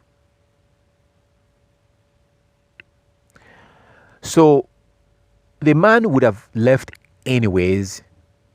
What he wanted to do is to make sure that she gets an abortion, because he wanted to make sure that he cuts off all links to her or all links with her. Okay, so here you have a man that has been telling you that they love you. A man who told you everything to get on top of you. And now he's telling you to get an abortion.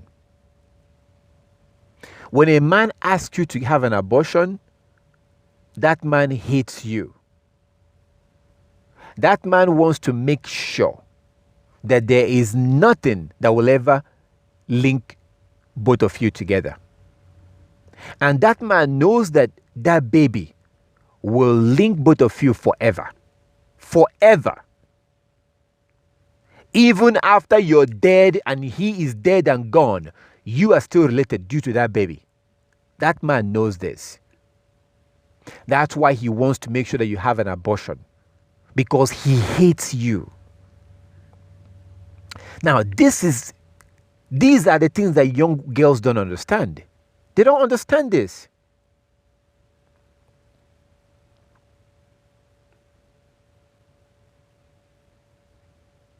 Now, I kind of feel guilty.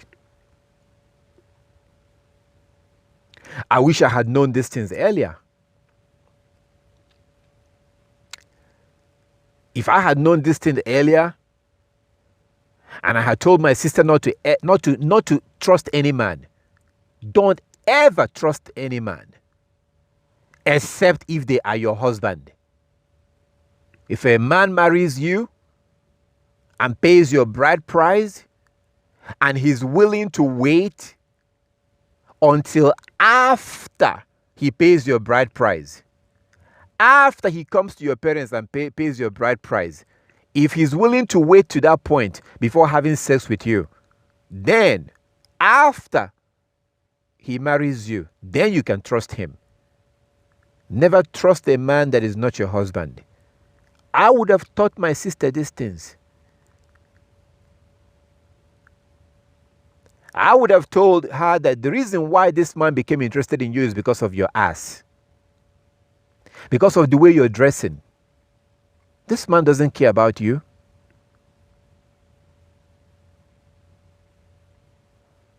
And she would have probably not listened. But what happened at the end? A man that said that they love you, blah, blah, blah, blah, blah. Then now you become pregnant. Now they want you to kill the baby.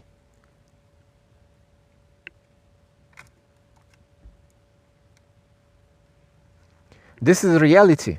So who knows? If I had known these things ahead of time and taught my sister, maybe they wouldn't have been in that situation. And the truth of the matter is that, once a girl loses her virginity, you cannot tell me that she's the same. You're not the same. It's like an open package. Once it's open, it's open. It's like me giving you a present. Imagine me giving you a present, but it's been opened. Or you want to drink water and I give you a bottle of water, but then you try to open it and you find out, oh, it's already open. How would you feel? Would you feel comfortable drinking a bottle of water that has been opened? I would not feel comfortable. If you give me a gift that's supposed to be sealed, I can see the wrap. The wrap is still around it, but it's been opened. That's not normal. So it's the same thing. And we all are to be blamed, especially the Hebrew men. Especially Hebrew men are to be blamed for these things. So instead of us teaching our people, we are busy corrupting our people. Because the person that did that to my sister, that's a Hebrew man. And I myself have done the things I've done to other people's sisters. That's what I meant earlier. That without the law of the Most High, we are animals. Because a man that keeps the law will not do that. A man that keeps the law will not tell a woman, I love you, I care about you, I want to, blah, blah, blah, blah, blah, even though you know you're lying. A man that keeps the law will not do that. And some people will actually go on to get the abortion done. Some people will go on to commit the abortion. And we will never hear about it. It does happen. So it is not just, people who have sick mind will be thinking, why is he talking about this, blah, blah, blah. And I say to hell with you, because you're being selfish. You don't understand the pain and suffering that these people go through. You don't understand how long it takes to get over a man. You don't understand how long it takes when somebody have given you false hope. When someone tells you that they love you, they care about you, they want to spend the rest of their life with you. They've been telling you all this, and you didn't believe them. And they keep saying it, and they keep saying it. Eventually you become convinced that they mean what they're saying, even though they don't. And they're saying all this just so you can let your guard down and let them get on top of you. So now you allow them, because they've been saying all these things for a long time and you believe them. So now you begin to imagine, okay, I guess he loves me. And then you let your guard down, and then you spread your leg, and then they take your virginity or they have sex with you. And then eventually they say, oh, I'm no longer interested because you became fat. You added weight or whatever. Or I want to go back to my ex-wife or my ex-girlfriend. Do you know how long it takes to get over this? It takes months. It takes months for a woman to get over this. Because all this hope and dream that has been built up has now been crushed in one day. Now, that is for those who did not know, because a woman who doesn't know these things will, if you think of how you lost your virginity, it's most likely what happened. Most likely. Okay, now imagine if a young woman gets this information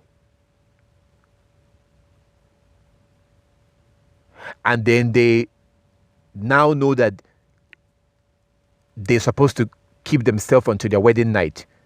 If they always insist and make it known to any man who is interested in them that there will not be any sex until their wedding night, after their wedding night, or after the bride price, if they make it known,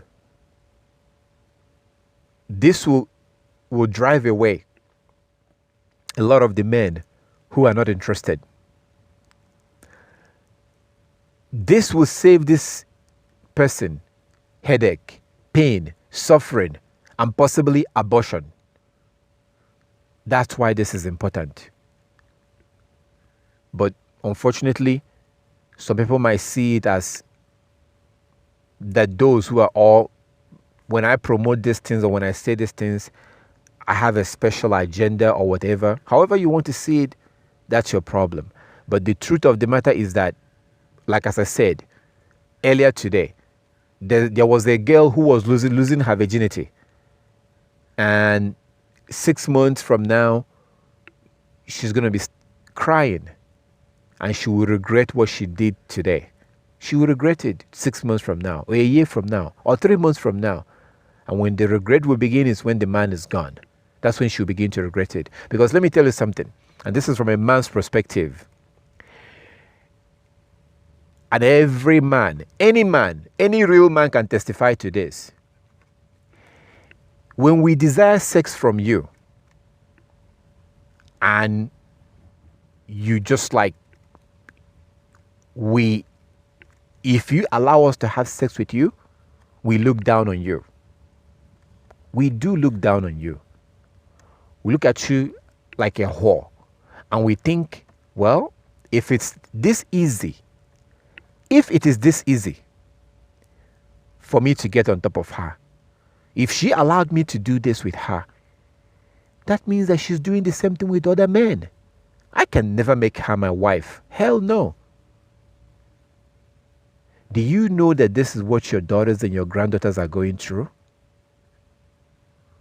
Have you noticed that in this so-called modern days, these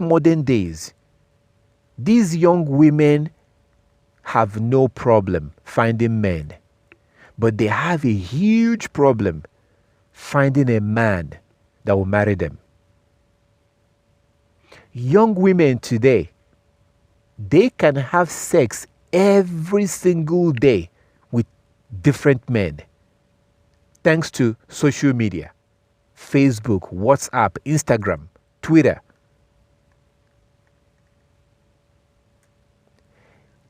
Young women today can have sex with different men every single day if they want to.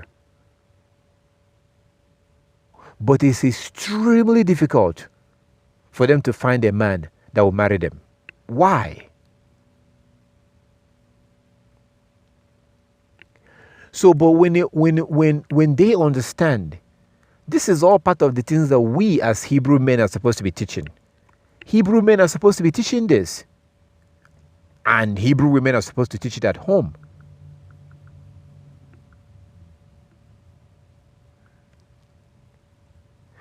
I got a phone call and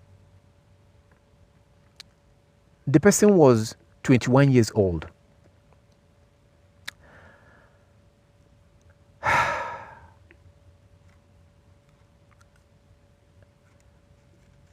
It was the best way for me to describe how she felt. She felt tired. She felt tired. She felt helpless and tired. Why? Because she's 21 years old and she found out that she's a Hebrew Israelite, and then she also found out that she was supposed to keep her virginity until her wedding night, but she did not do it. She did not keep her virginity. She lost her virginity. She has a child. And the idea that no other man can marry her, she told me that she understands it and she accepts that. But I felt sorry for her, because if she's going to make it into the kingdom, then she cannot continue in sin. Do you understand that if a man has sex with her, that's a sin? So while we were talking, I asked her a question. And the question I asked this young woman was, what year? You say you're 21 years old. What year did you lose this your virginity that you regret now? She said 2011. And I thought to myself, 2011? 2011? Man, that thing the one that I showed you, I wrote this like way before 2011. So if this Hebrew sister have seen this paper, she would have known. Majority of our people are not going to accept this. Majority of our people will not accept these things. Majority of our people will not accept it. But there are few people who will accept it. And that young sister seems like one of those who will. So I was thinking, if she, now that she knows this thing, if she had this information more than 2011, she wouldn't have been in this mess now. So that's why these things are important. And I'm going to go on to write more. As you can see, I have one about who we are, and it has nothing to do with biblical marriage. is strictly on who we are. I have some about keeping the commandment. I've written some, as you can see on my card. This is about keeping the commandment. This has nothing to do with biblical marriage. This is strictly about keeping the commandment. Just like I have the other one about who we are, which is all scriptures about who we are. Then I have the other ones about biblical marriage. So I have different topics, and Yah's willing, I'm going to write more. And these are things that you just hand over to people, like a gospel track. So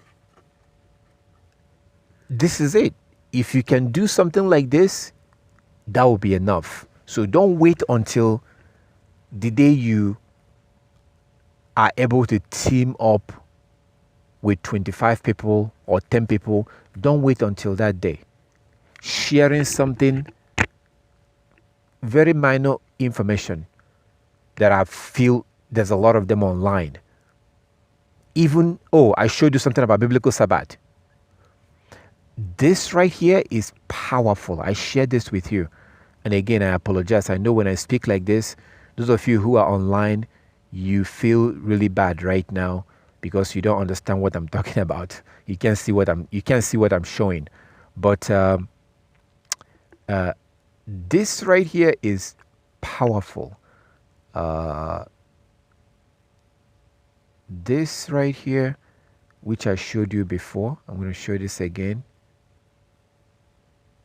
So this about biblical Sabbath. Do you understand? I mean, this seems simple, but it's this is much more than simple. This is a big deal. This calendar, this lunar calendar that I shared earlier. Because at the bottom right here, it says this. It says, the commandment to keep the Sabbath on the seventh day is based on the calendar above. Our Creator created the moon to be used as a calendar. Genesis 1:14 to 16, of course. Psalm 104 verse 19. 1 Samuel chapter 20. Ezekiel chapter 46 verse 1 to 3. Isaiah 66 verse 22 to 23. Supposed to be verse 22 to 24. Colossians chapter 2:16.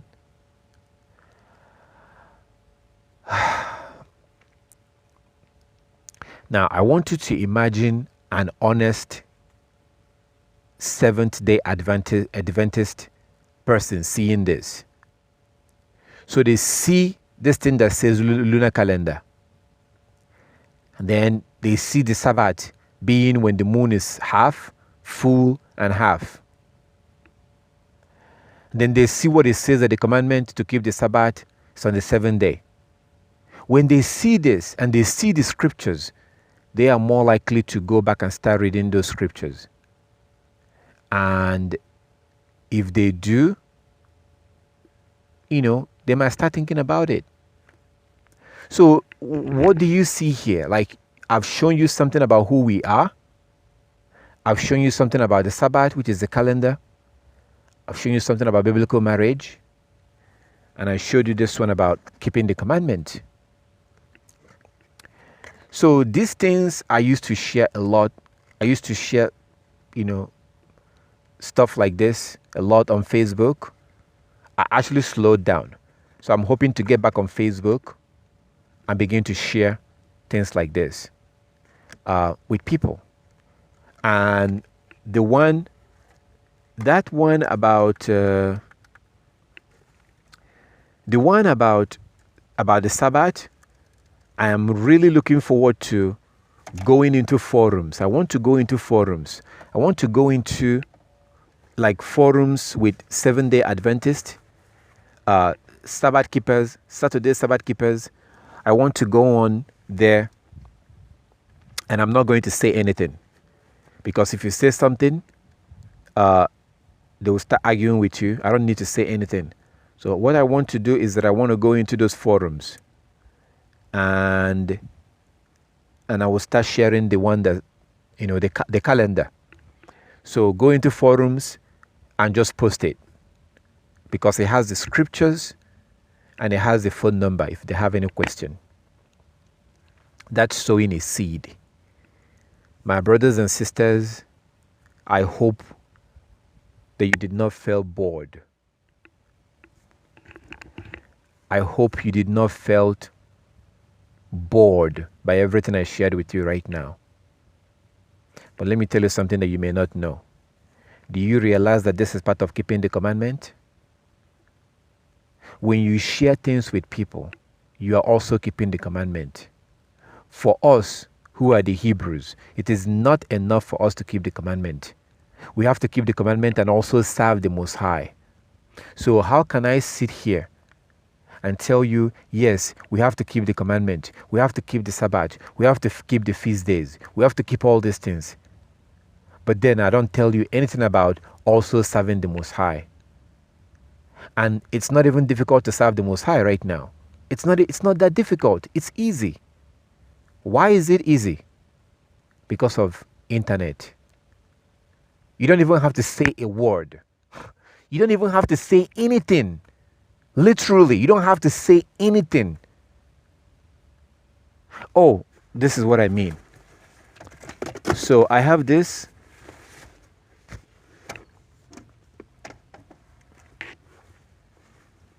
Do you know that the Most High will judge us more? Do you know the Most High will require us more for not sharing things with people? Much more than our ancestors. Why? Because it's easy for us to do. Okay. The one that I shared with you, I have this, it's printed out. And what do? A lot of the time, most of the time, I explain to people. And then I give them this. Sometimes I don't explain. I just say, well, I would like to give you this. It's about who we are. I say something like, I would like to give you this. It's about who we are. And I give it to them. This is the last copy I have now. So, majority of them, will fold it and throw it away. But that's fine. It doesn't cost much to pay for this, to pay for the paper. That's okay. Some of them will take it. Some of them will take this and throw it away somewhere, and someone else will see it and pick it up and read it and then realize who we are. So I want you, just in case if you feel bored, I will be lying to you and I will be deceiving you if I encourage you to keep the Sabbath, keep the feast days, and keep the laws, but I don't say anything about you sharing things with people. Because sharing information with people, that is serving the Most High. And that is part of the commandment. We have to share. We have to share these things with others. If we keep all the laws and the commandment, but we don't share with people, then we're deceiving ourselves. We have a brother here who has a Facebook page. So if you go on Facebook and you search about Sabbath keepers, his Facebook is one of the ones you're going to see. Now, for a brother that has a platform like that, that's a powerful platform. Why is that powerful? Because someone like me, if I go to any Facebook page and I post something about the lunar Sabbath or the biblical Sabbath, they will most likely delete that thing. Why? Because I'm saying that Saturday is not the Sabbath. So that's why I kind of have the picture thing I have, the one that I shared with you, the calendar. Because then I don't have to say anything. All I have to do is just post it. So if I post something like that, I'm not saying anything. I just posted a picture. But it has scriptures, it has picture and scriptures. So you have to understand that this is as important as keeping the Sabbath. The Hebrew men and women has been required to teach. Yes, Hebrew men and women has been required to teach. And it's there in your Bible. Titus chapter 2. Now you tell me that if you are not required to teach, tell me. Or are you going to play a Christian to me? Are you going to pretend like Christians? How can you read this and not know that we're required to teach?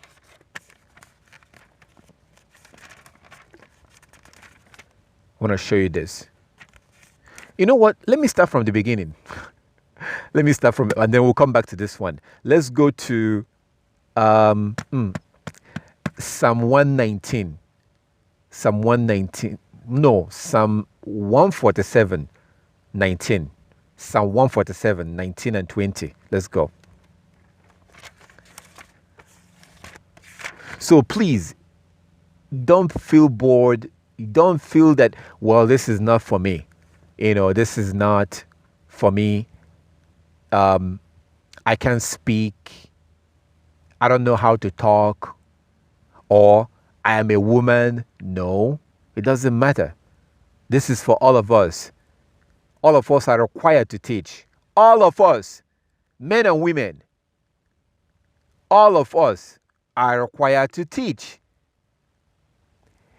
If we keep all the laws and the commandments perfectly, but then we don't teach others, we will end up in hellfire. If I encourage you to keep all the laws, the Sabbath and all the laws, but I don't say anything and showing you that we're commanded to teach, if I don't do that, I am lying to you. I'm deceiving you. Psalm 147, 19 and 20. Let's see. He declares his word to Jacob, his statutes and ordinances to Israel. Verse 20. He has not dealt thus with any other nation. They do not know his ordinances. Praise Yah. They don't know his law. This is exactly what I said in the beginning. I told you that the Chinese, the Mexicans, all these nations, the Indians, we are supposed to now teach them.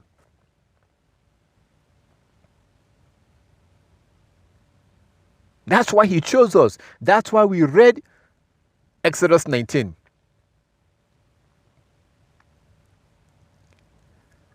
We are a nation of teachers. We are the teachers.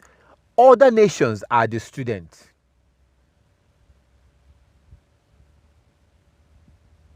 Now, what has happened to us? We have learned everything from them. Everything. What we eat, how we eat, the nonsense of eating 3 times a day. That ridiculous idea of 3 square meal. That nonsense came from the heathen. It's not okay to eat 3 times a day. 2 times, okay.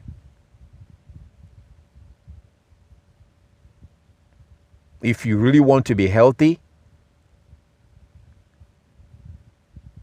the big meal you eat should be you should eat once a day, added with other things.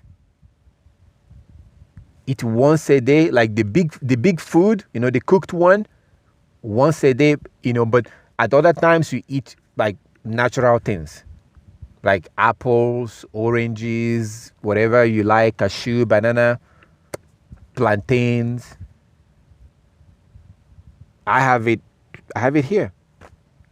I have plantains, avocado, mango. I think I have orange. I have these things. And I do that plantain, I'm going to eat it. I'm going to eat the plantain raw. So it's not going to be cooked or fried. And that plantain is powerful because 3 plantain will fill your stomach. You don't have to worry about being fat, making you fat. You don't have to worry about all of those things because it's natural. So if you really want to be healthy, you cut down on the way you eat or what you eat or how many times you eat. We focus a lot on what we eat, but nobody says much about how often we eat. The idea of eating 3 times a day came from the Gentiles, the Europeans. They gave you that idea. It's not okay to eat in the morning, in the afternoon, and then in the evening. That's not okay. And don't ever touch coffee. See what they do every morning? They drink coffee. That's one of the most dumbest things you would do to yourself. That's bad.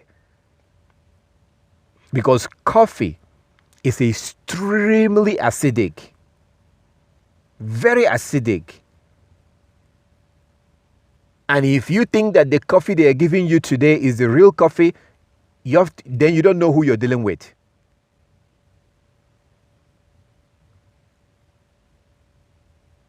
If you are inside a bush somewhere and you can grow your own coffee, or you know some local man or local woman that grow a coffee behind their house, yeah, you can drink that one. Not the one you buy from the store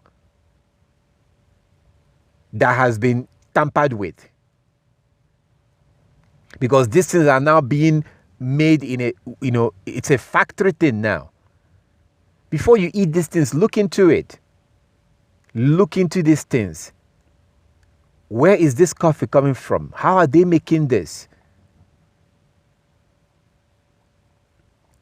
So whatever they get into, they destroy that thing. They find out a way to just take the nature out of that thing and make it into a synthetic material. So drinking coffee every morning is not good. Why? Because coffee is too acidic. Not good for your body. These are the things that causes cancer later down the road.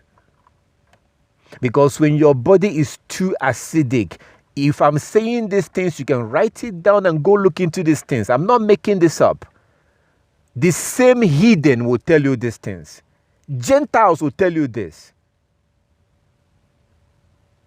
Cancer can only do well in a body full of a body that is too acidic. That's where all this chemical, all this nonsense that we eat. When a body is not supposed to be too acidic. Too much acid in your body, it's not good. I mean, drinking coffee every morning, you have to think. Just think. Why do they do it? Why? Well, they do it because they say they get energy. They get clear mind. Can you see the problem with that? Do you not see a problem with that? So according to the heathen, the reason why they drink coffee is because if they drink coffee, they have energy, they can function well, and they can get a lot more done. They don't have to fall asleep. That's why they drink coffee.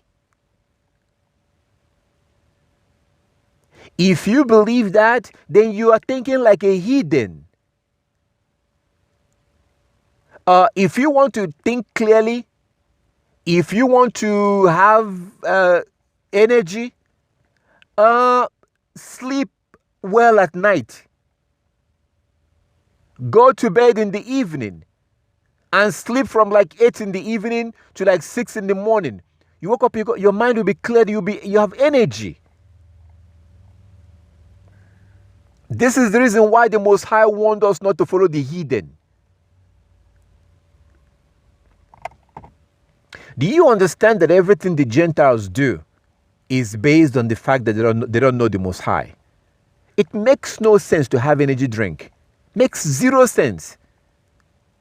It makes zero sense to have energy drink because our Creator knew about these things before He created us. So He designed us and programmed us that there's a way for us to get energy.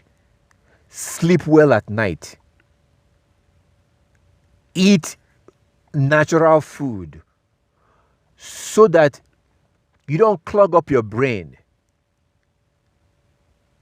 If you look at the world today, I don't know if you noticed, but people are becoming a lot more and more dumber.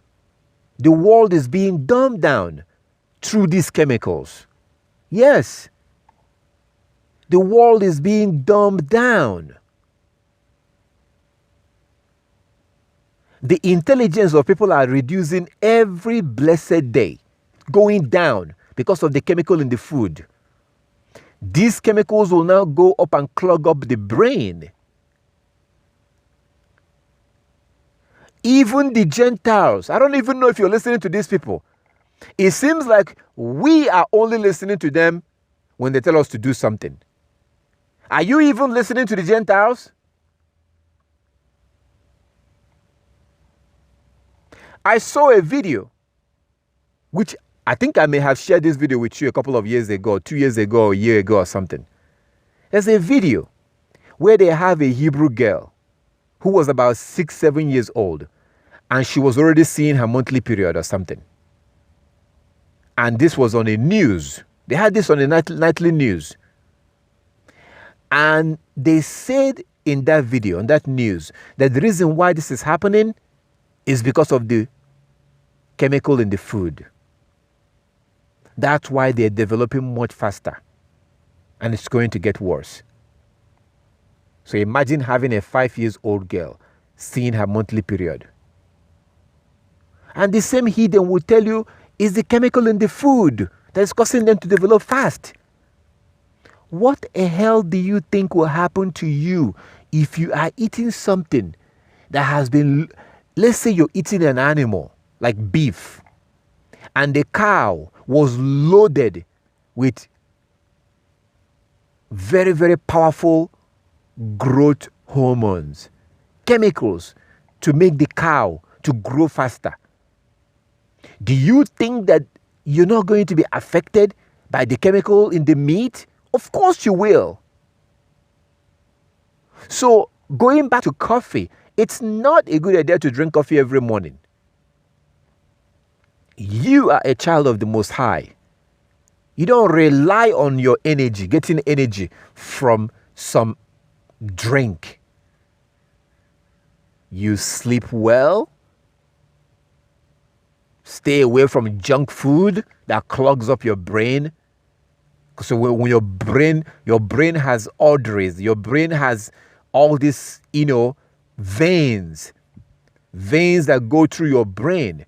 Blood goes to your brain. When you're eating all this junk that we eat today, all this nonsense that we eat today, the thing will clog up your brain. You can't think well. This is the reason why you can go back on YouTube and listen to people.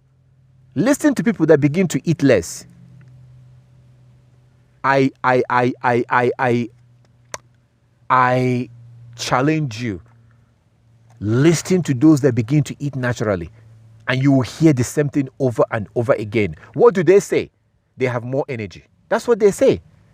They will tell you, ever since I began to, eat less, fast, no more junk food, I have more energy. I eat less, but I have more energy. It happened to me too. But in the beginning, you're scared. You're like, oh no, I need some energy. I have to eat. So the problem is that it's the chemical in their junk food that clogs up your system. But if you actually eat less, see, you would think that if you eat once a day, you're going to starve to death. No! Because like as I explained the other day, your body will begin to burn the fat, which is good for you. That's how you begin to lose weight. But if you listen to the heathen and you eat 3 times a day, guess what? Your body is not going to burn those fat. Why? Because you keep bringing in new food. So that's why we don't lose weight. Okay, so no coffee every morning, please. That's not good for your body. It's too acidic. And if you want to drink coffee, make your own coffee. Don't go to the store and buy coffee. Make your own coffee. Coffee. Do you know where they get the water they use to make the coffee from? Do you know that the heathen are recycling toilet water? Do you know that? Have I not shown you the video? I showed you a video a couple of years ago or something. I posted a video, showed you. They recycle toilet water. They do. They collect all this sewage thing and they collect it. I showed you a video where they were drinking, they recycled it and they drink it. And they say it's okay. No, it's not okay. It's not okay to drink toilet water. Of course, you have all these things that are inside that water. Medication, condom, all kinds of things that are inside there. So just because the water looks clean doesn't mean it's clean. Just because it looks clean doesn't mean it's clean. Listen, there is no reason to drink toilet water, even if it's recycled. There's no reason to do that. But they are. That's why I told you we should not be eating at a restaurant. We should not. You're more interested in the label. Do they have this chemical or that chemical? And we forget the water. We forget the water. We don't even ask where they get the water from. And these things will go inside your body and do damages. I don't want that. I don't want you to be sick.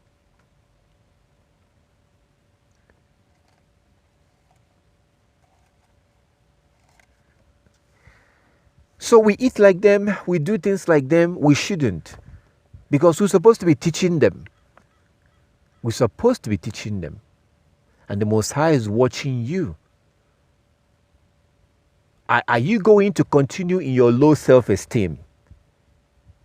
Are you going to continue depending on the heathen?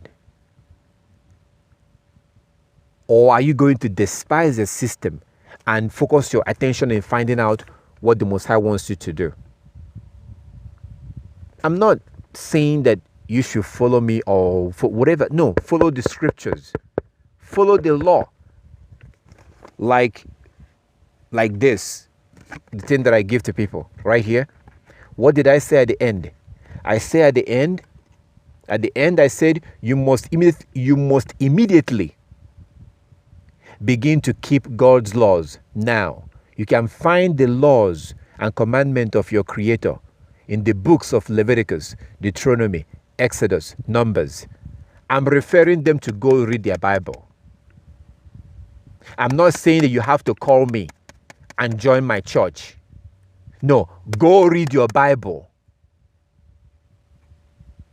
That's where you find the laws and the commandment. Because I say that you're going to be killed. The Messiah will kill you soon if you don't keep the laws. He will kill you soon. So go and find out more. I'm not saying that you have to call me to find out more. Go to your Bible and read and follow the commandments you see there. Same thing is what we have to do. Not follow the heathen. Hate their way, despise their way, and go back and find out what the Most High wants us to do. How He wants us to eat. That's what we have to do. So for those that do, I don't think I mentioned coffee the other day. Those that drink coffee, I will actually say don't drink coffee. I don't drink coffee, but I'm not saying it because I don't drink coffee. I'm saying it because coffee is too acidic. And notice that they drink it every morning. Most of them drink it every morning. That's not good. If you like coffee, you can drink it maybe once in a while. I will absolutely discourage you from going to the store and buying a coffee. Make it yourself. Buy the coffee and make it yourself. And look into it. Find out where the coffee came from. So, if you listen to these things and you apply these things, you will live long. You will live long. I made a promise the other day, and Yah's willing, I'm going to fulfill this promise. I want to show you something about your body. I want to show you inside of your body. We're going to do something, and I will show you inside of your body so you can understand what your hands do. You know what your mouth is for. You know about your outer body. I want to show you the inside body so you can understand what happens in your body. I think it's very necessary. And in the Hebrew school, this is what children are supposed to know. This is what kids are supposed to learn. Our children are supposed to be experts in different things. Our kids are supposed to be experts if they are educated the way they're supposed to be educated. But we're not being educated that way. We rely on the hidden. So, we all are supposed to be teachers. And everything, what I'm sharing with you today is the fact that we have to teach others. You have to teach others. It doesn't matter who you are, whether you're a man or a woman. You have to teach others. You've seen Psalm 147, verse 19 and 20. Psalm 147. So now let's go to Titus chapter 2, which I think you know. Titus chapter 2. Actually, before we go there, go to Matthew 28. Matthew 28 from verse 18. Matthew 28. Matthew 28.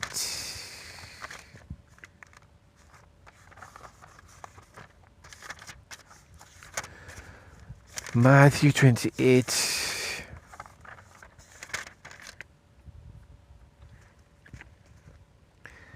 So Matthew 28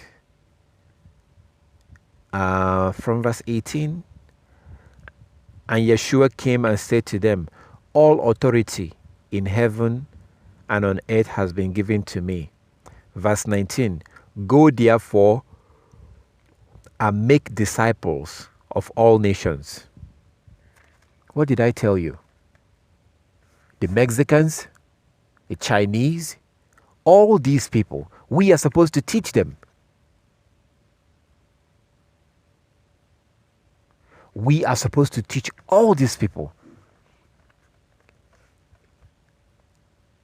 They are not supposed to teach us.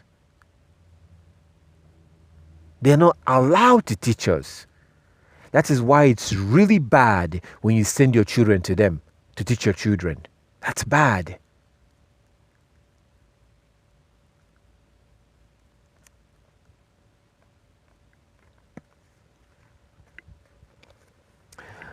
So he says in verse 19, Matthew 28:19, go therefore and make disciples of all nations, baptizing them in the name of the Father and of the Son and of the Holy Spirit. Verse 20, and teaching them to obey everything that I have commanded you.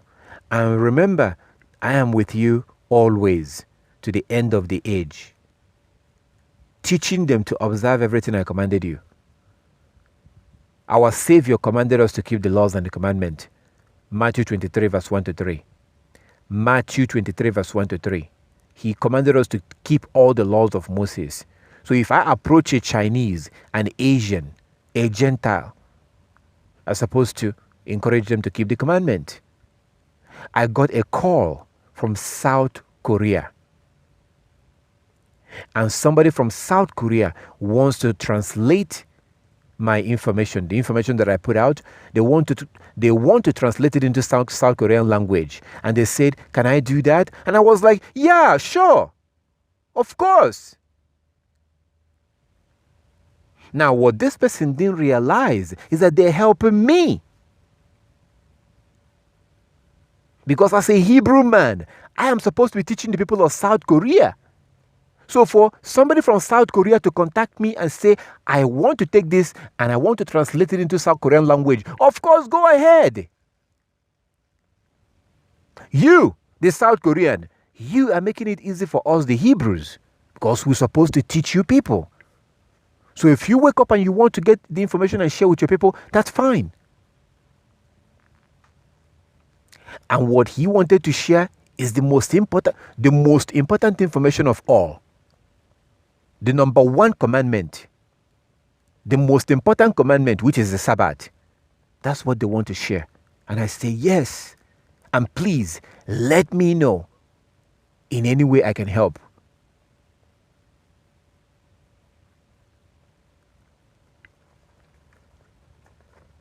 We cannot be waiting until we have this or have that or whatever before we can serve Yah. No. Okay, that's Matthew 28 from verse 18. Matthew 28 from verse 18. Now let's go to Titus chapter 2.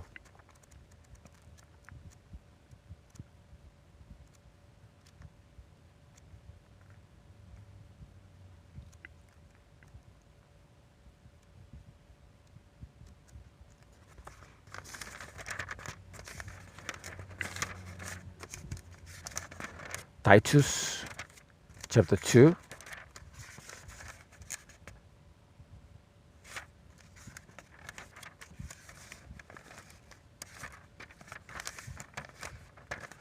Titus chapter 2.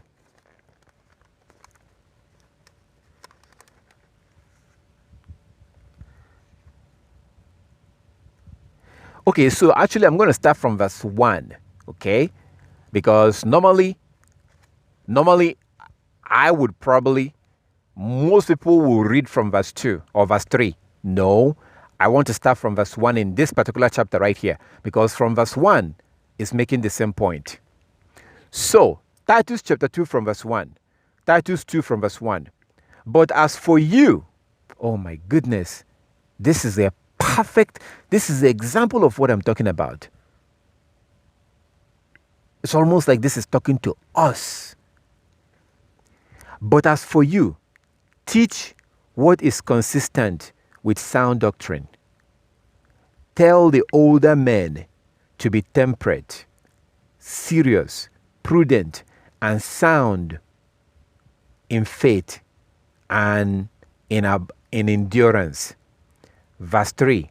Likewise, tell the older women to be reverent in behavior, not to be slanderers or slave to drink.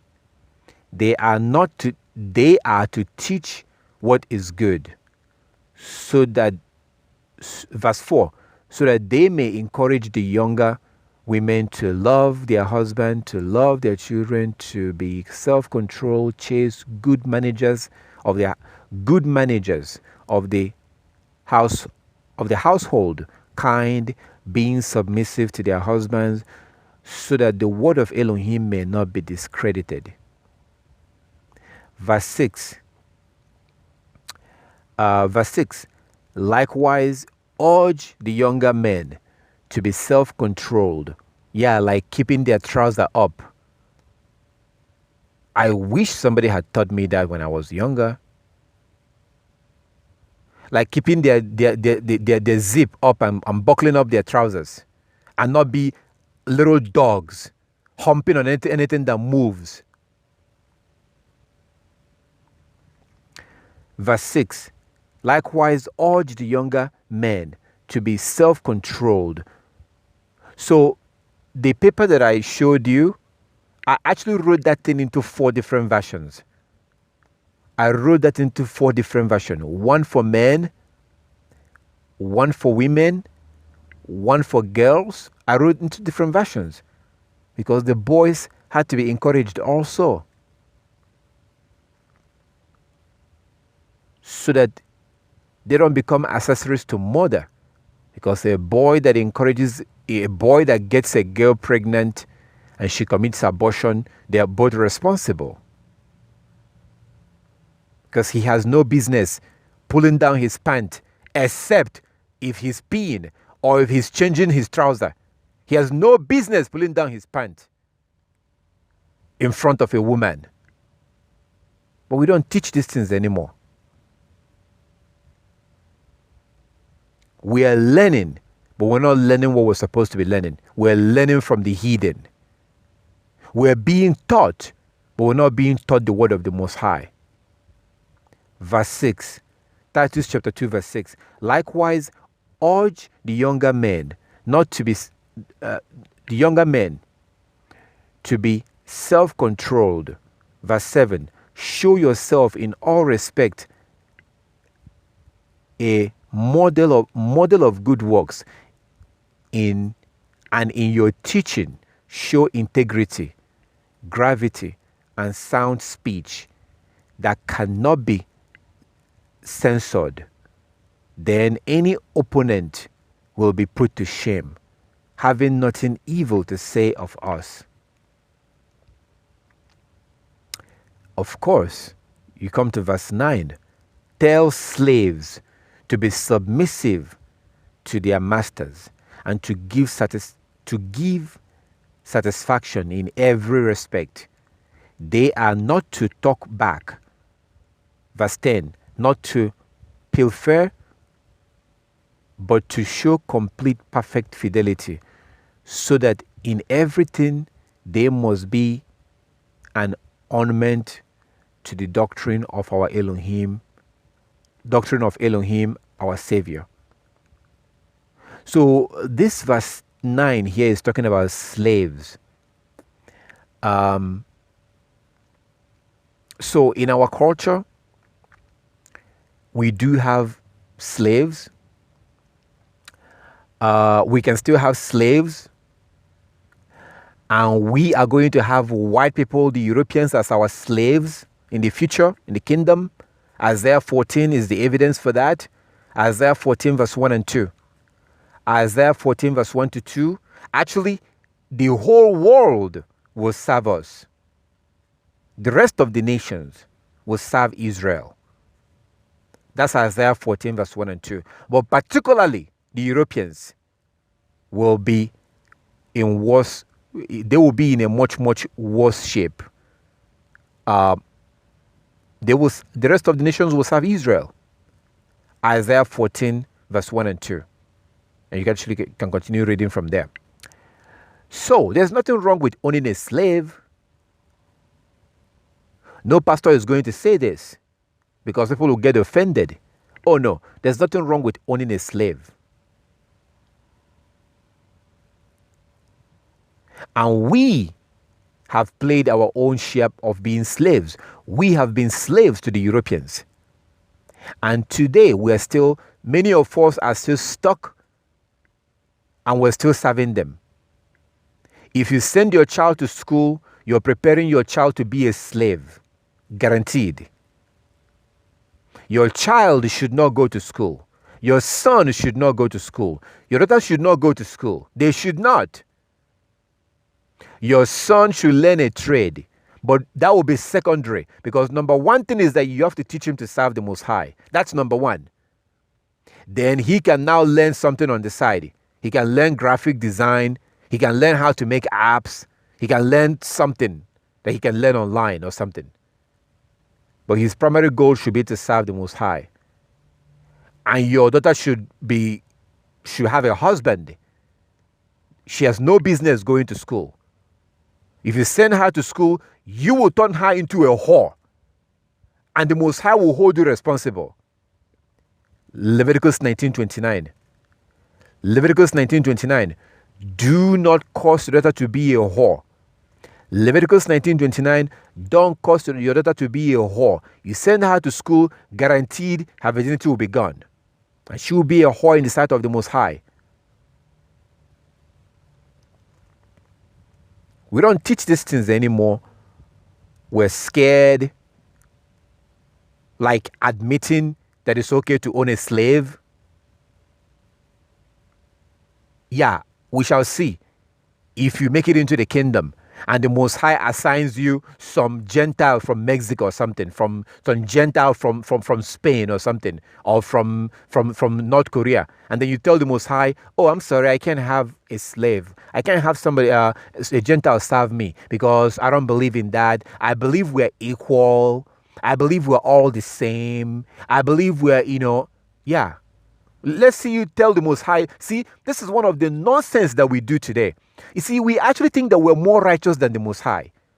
And some of you will look at Isaiah 14 and be like, no, I don't believe that. I believe we're equal.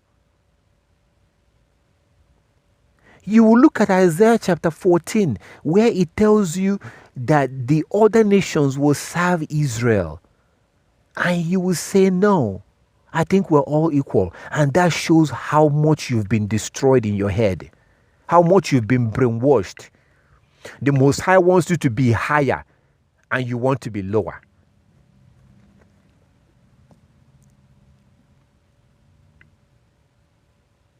There's nothing wrong right now with having a slave. You can have a slave. It's just that your slave cannot be an Israelite right now. We're not allowed to have Israelites as slaves. We can have other nations as slaves, but not Israelites.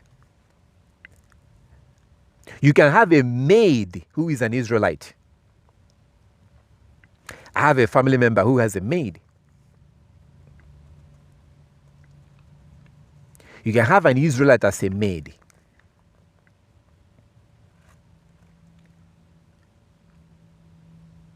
If you are in Africa right now, you will have a maid. And it doesn't cost you much.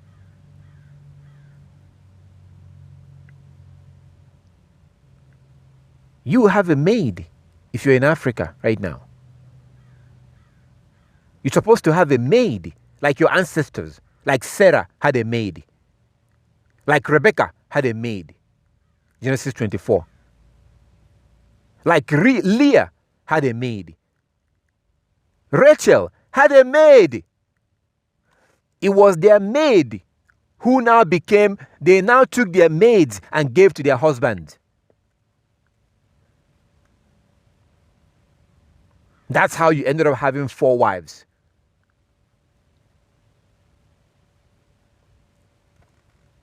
So as a Hebrew woman, you're supposed to have a maid. You don't have a maid because you're poor. And you're living in the land of your enemy, you're serving your enemy. So it's hard. You have to be like a lot of rich. You have to be like filthy rich to have maid in the land of your enemy. But in Africa, you can have a maid. Just by requesting. Just by saying, brother, please, can you help me? I need a maid to help me out around the house. And then I will say, okay, give me 2 weeks. Then I'll call someone else and say, oh, I have a sister that needs a maid. And they'll be like, okay. And before you know it, we'll bring somebody to your house. And then you show them their room and they're there to serve you. I grew up having maids, both male and female servant. Both male and female servant. One of the people that served my mother, he lives in Illinois today. And my mother is like his second mother. My mother right now is like his second mom. So he has his mom, but then he has a second mom because his mom had him. And then he came and served my mom.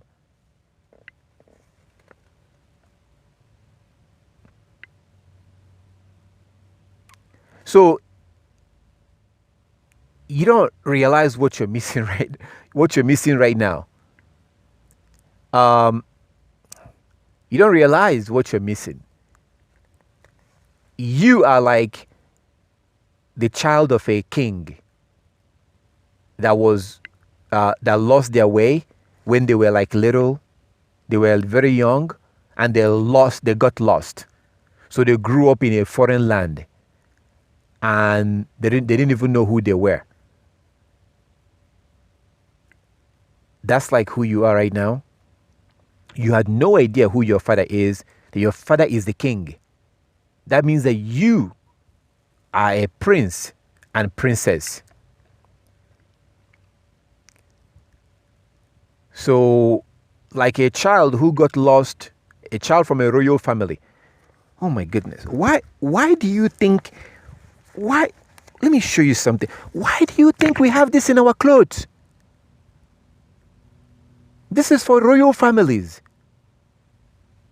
Why do you think we have this? This is not for regular people.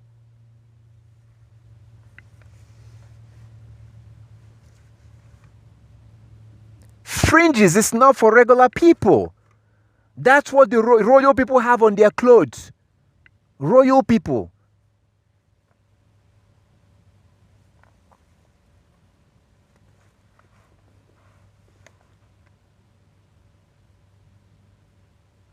This is for royalty. Kings have fringes on their garment. And here you are. I'm begging you to put on your fringes. No, don't put on your fringes. Don't wear your fringes. Don't wear your fringes. I used to beg people to wear shout and scream for you to put on your damn fringes. But maybe I should start making video and telling you, don't wear your fringes. And go send your children to school. Send them to school so they can graduate and go get a job. Because you hate prosperity. You hate freedom. You hate being on top. You hate having your son be the boss. Your son will never have people work for him if he gets a degree. When he gets a degree, he has to work for people. But since you hate yourself so much, you don't want to be are you allergic to having your son tell people, all of you guys have to wear fringes to work for me? Do you hate that idea?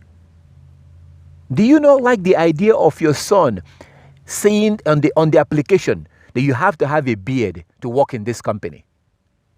You have to wear a dress to work in this company. You have to grow your beard. You have to wear fringes. And yet, the children of Satan is doing the same thing to you. The children of Satan is saying that you have to shave your beard. You have to wear trousers to work for them. You have to shave your beard, and you can't wear fringes.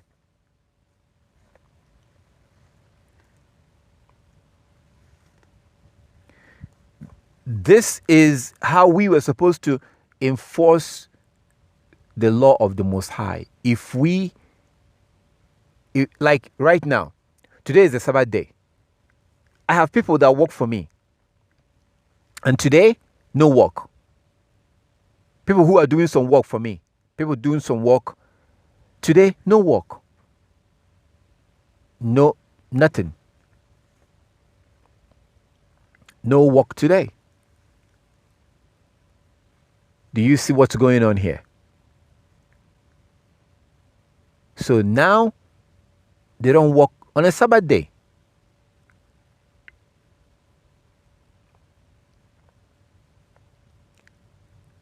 And then somebody might ask you, if you don't mind me asking, why is it that you don't want us to work?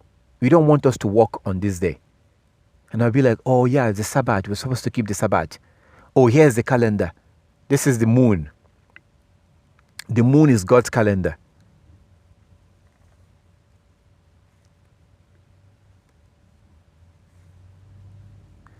I don't know about you, but I'm sick and tired of living living like a slave and living the life of a servant, as a servant. No. In my mind, the changes began in my head. That changes began in my head. I no longer see myself the way I used to. I see myself as the son of a king. I wish you will see and know how I look at the Europeans. I see them exactly as who they are. They are like lower class to me. I now see myself the way the Most High wants to see me, the way the Most High made me. If you think I'm crazy, go back and look at Isaiah chapter 14, verse 1 and 2. The Most High is the one that says that in his kingdom, the rest of the nation will serve Israel. So I'm beginning to see myself the way the Most High sees me. So why the hell will I ever want my child to go to school and get a degree and work for somebody? No. I want to put my child into a situation where other people will work for him. Yeah, I want me and my family to be in the position. I want to be in a position to tell people on the Sabbath day, you can't work today. Like I did a few days ago. You can't work today. I don't want to be the one that will be begging somebody, please, I keep the Sabbath and it's kind of complicated right now, but I really will appreciate if you can give me that day off. No, hell no. No, I want to be the one that people will beg. And they don't even have to beg because I will tell them you can't work today. I want to be the one that will tell somebody you have to wear your fringes. And they're like, sorry, what is fringes? I'm like, yeah, the Most High will have to wear fringes. If you're going to work for me, you have to wear your fringes. Are you allergic to that? These things cannot be possible when the time that our son is supposed to use to be learning a skill, we use that time to send him to go get indoctrinated and get given a piece of paper that they call certificate.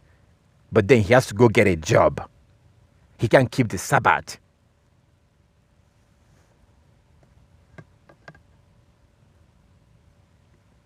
I have a sister that used to join us here. And one time we were working on her Skype, and she was at work, and she had some problem with her Skype, or something. Something happened, but then she turned on her camera, and she was wearing a uniform at work. She was wearing a uniform.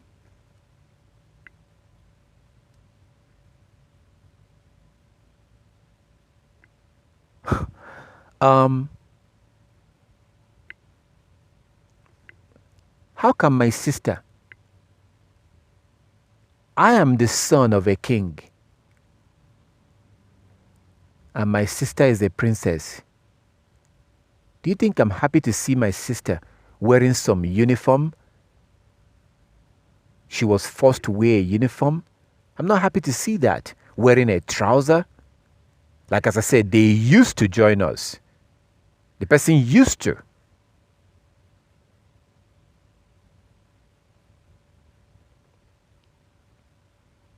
I'm not happy to see that. The Most High is just testing us. Our situation today is just like it was in the time of Daniel in Babylon. The Most High is testing us, and he's using the hidden to test us. These filthy animals. These filthy animals will do whatever they do to get you to break the law. That's exactly what they're going to do. They will get you to, whatever they can do to get you to break the law, they will do it. We are supposed to not follow them and do those things. That's the way we're supposed to respond. We're not supposed to be giving excuses. Well, I have to work. I have to have a job. I have to go to work. Well, my company is requiring me, I have to wear trousers. When your heavenly Father says, no, you cannot wear trousers. It's for men. When your Heavenly Father says you have to wear your veil and cover your hair, some filthy animal, some disgusting animal says no, that according to their so-called company policy, you have to expose your hair. And then you choose to obey an animal over your God.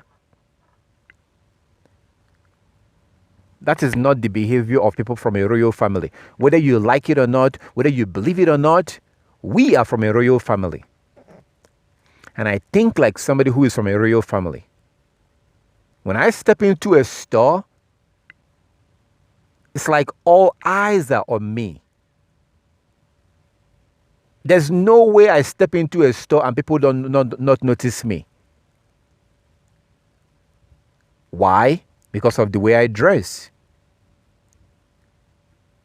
Let me tell you something. Anywhere I come into,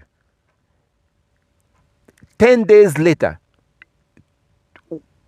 if you go back and ask everybody in that place, does so and so person come in there? Someone that looks like this come in there? They will say yes. Why?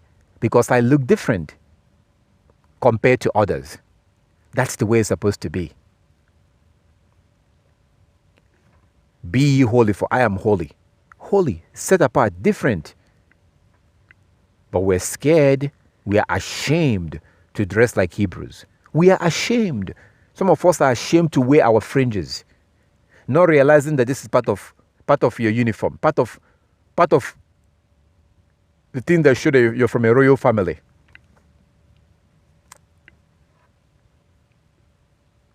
Go and look at the history of blue. Go look at the history. And the fringes.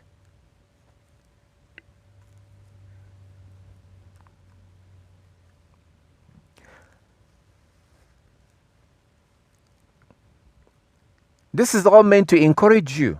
Stop looking down on yourself. Stop thinking that you're lower. You're not. You are a child of the Most High. You are from a royal family. The Most High is just watching us like it was in the time of Noah. Go get your fringes and put on your fringes. Stop complaining, giving excuses. Take back your heritage. And like our ancestors in Egypt or Babylon, it will not be very easy to practice these things when you're in the land of your enemies. When you are in the land of your enemies, it might not be so easy. That's why the Most High wanted us to come out of Egypt and go into the wilderness, because it's easier to keep the law in the wilderness. You have real freedom in the wilderness. You have access to clean water in the wilderness. You can build your own house in the wilderness. And even if you have some business in the land of your enemy, it's even easier to live in the wilderness now, because you can run your business from the internet or something, over the internet or something. So my brothers and sisters, we are meant to teach. We're supposed to teach men and women, just that men teach the law, men teach the commandment, and men teach the law. Women teach other women. You teach the women, you teach the children. A good example is Hannah. Hannah took care of Samuel, her son. He got to a certain age. When he got to a certain age, Hannah sent him off to now be educated by other men. Eventually, Samuel became a prophet, serving the Most High. If you keep all the laws and the commandment, but you don't serve the Most High, if you don't serve the Most High, you're not going to make it into the kingdom. Why? Because of Deuteronomy chapter 10 from verse 12 and 13. Deuteronomy 10, 12 and 13. We have to keep the commandment and we have to serve the Most High. And how can you come up to somebody and talking about keeping the commandment, but you don't have any beard on your face? If you don't keep the commandment of the Most High, don't teach anybody. Do not teach. How can you imagine me breaking a law and then telling you to keep that law? How can you encourage someone to dress moderately, but you're not dressing moderately? How can you encourage a sister to wear her veil, but you're wearing a headscarf, or you're not wearing a veil? So first of all, we have to practice those things before we ask others to do it. And doing these things, it's not difficult. Look for things that you can share around, pass it around. Don't worry if they don't accept it. If you talk to somebody or you share something with somebody and they don't accept it, that's okay. Maybe it's not meant for them. Maybe it is not meant for them.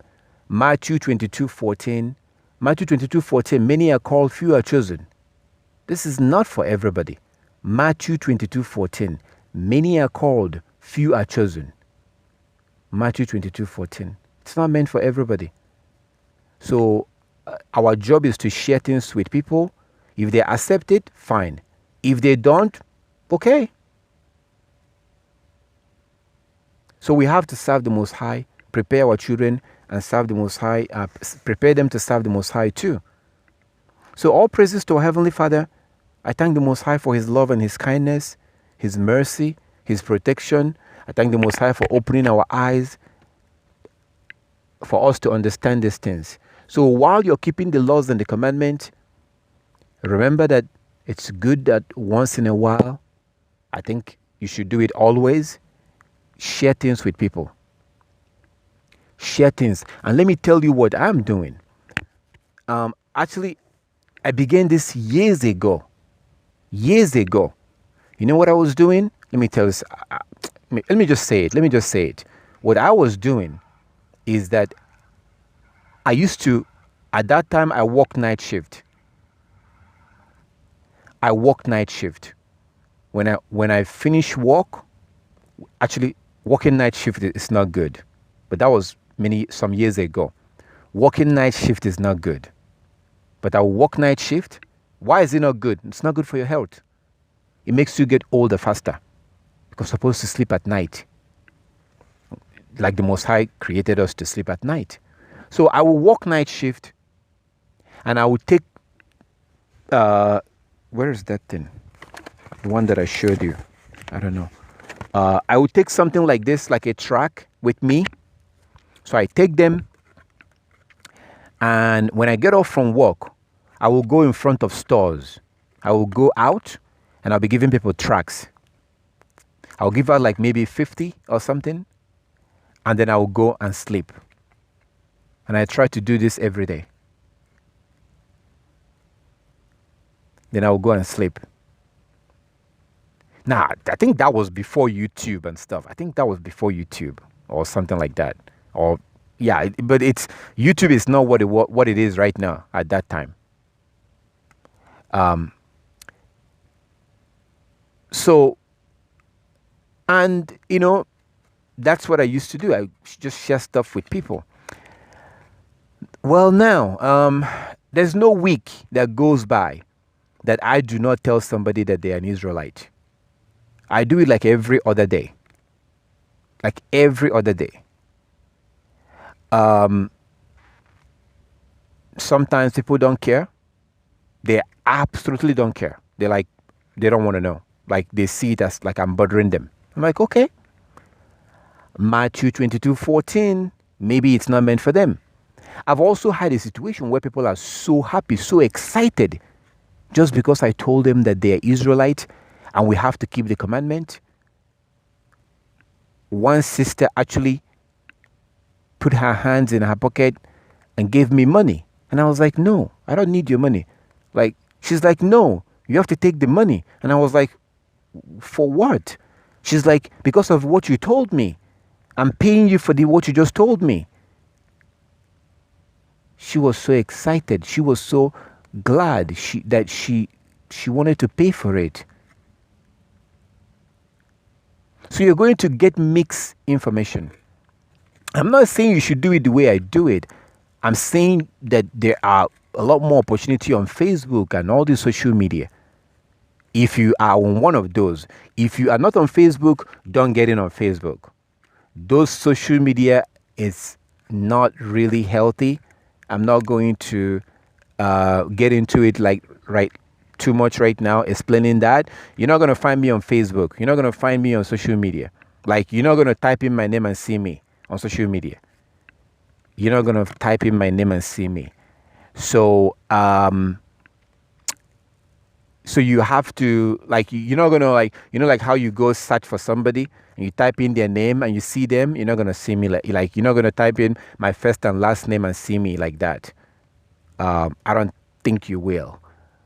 And you have to be careful not to be controlled by this social media, because it's designed to always keep, beeping and ringing and beeping. That's not healthy. So Facebook is something that you actually should keep your children away from.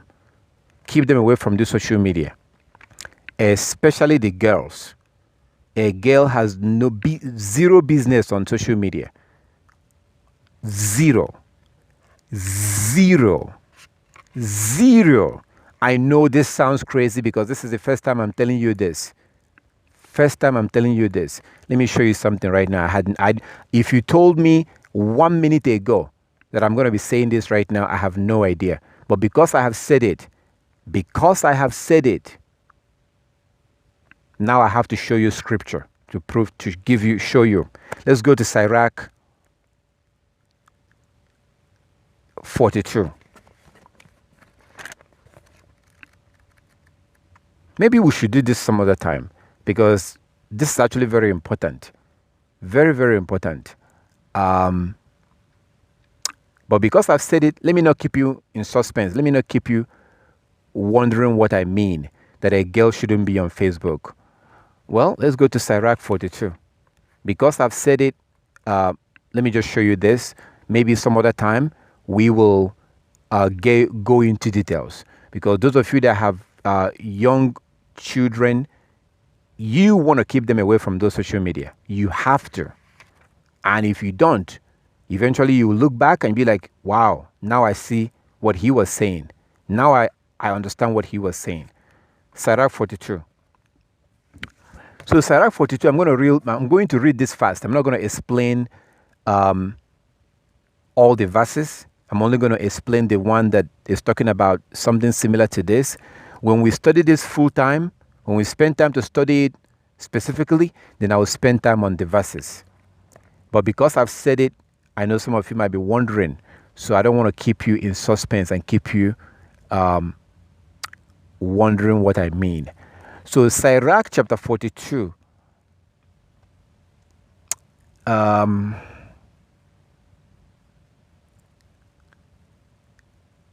Well, let's start from verse 9. Oh, by the way, Sirach, you can Google that too.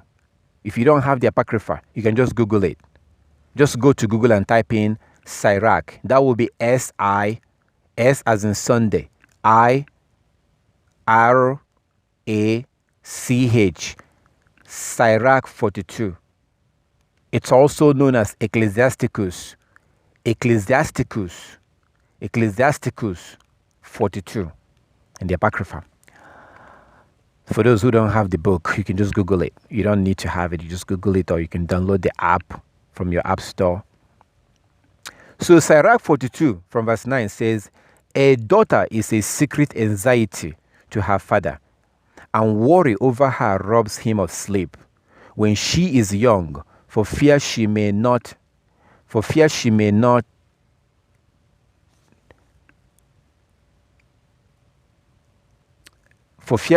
marry, or if married, for fear she may be disliked. So it says that a father worries about the daughter. Again, I'm not going to explain this. I'm just going to read down. We could spend time and going through it some other time. Verse 10, while a virgin, for fear she may be seduced and become pregnant in her father's house, or having a husband, for fear she may go astray, or though married, for fear she may be barren. Verse 11, keep strict watch over a headstrong daughter, or she may make you a laughing stock to your enemies, a byword in the city and this assembly of the people, and put you to shame in public gathering, so that there is no letters. See that there is no letters in her room, no spot that overlooks the approach to the house. Verse 12. Do not let her parade her beauty before any man, or spend her time among married women. So what I wanted to show you is from verse 11. So verse 11 mentioned different points. There are different points in verse 11. And I wanted to show you Sirach 42 from verse 11, where when it says, see that there is no letters in her room, no spot that overlooks the approach to the house. No spot that overlook the approach to the house. Now, I understand that there are different translations of this particular book. There's different translations. So because there are different translations, you might not see what I see. So what I want to do is to make sure that what I just read here is exactly what you see in your translation. So if you Google this, you would have seen King James Version. The Apocrypha you see online most of the time is King James Version. So that's the Ecclesiasticus. So I want to make sure that I read and go to the same place that you go to, just to make sure. So let me do this real quick. I just want to read, because it might sound different in your own translation. So let's see. So Sirach 42.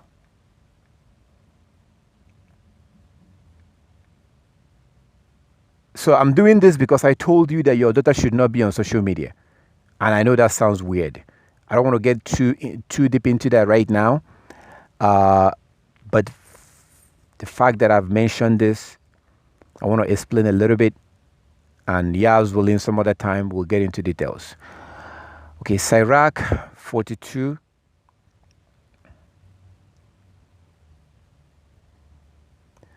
And I particularly want to, there are different translations. There's the Catholic translation, and then there's just different translation, but hopefully you're seeing the same thing that I'm seeing.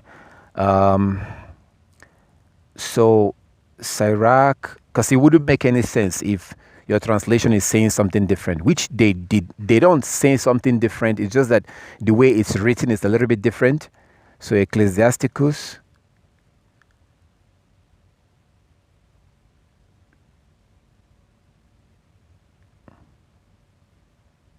Ecclesiasticus chapter 42. That's the King James Version.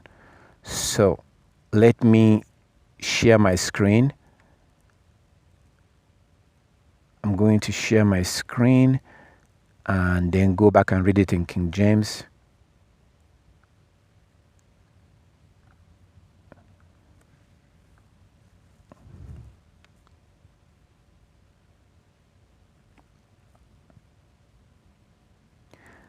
Okay, so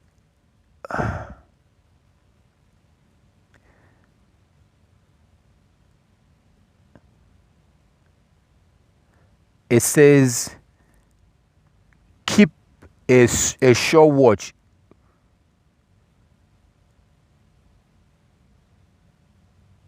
Keep a sure watch, our shameless daughter, lest she make thee a laughing stock to thy enemies, and byword in the city, and a reproach among the people, and make thee ashamed before multitude. Behold not query body's beauty, and sit not in the midst of women. So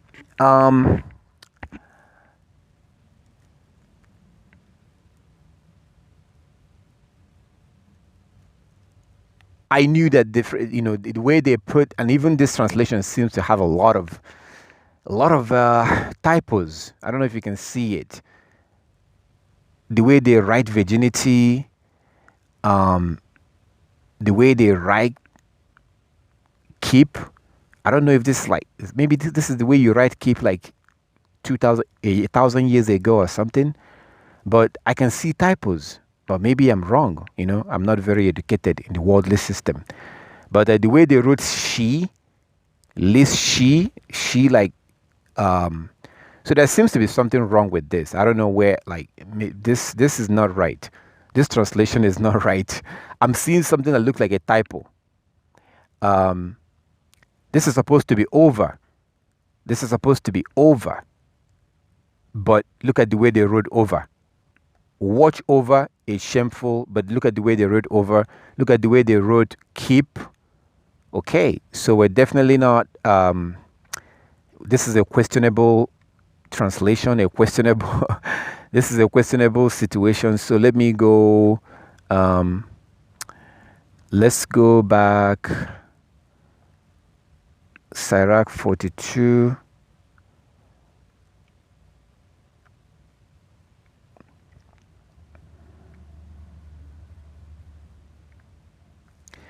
So the first one you see here is the Catholic version, the Catholic translation from the Catholic Bible. I never meant to spend this much time on this particular point, but there is something that it says, and this verse in verse 11 is the point I was making about social media. So it says in verse 11, my son, keep a close watch over your daughter.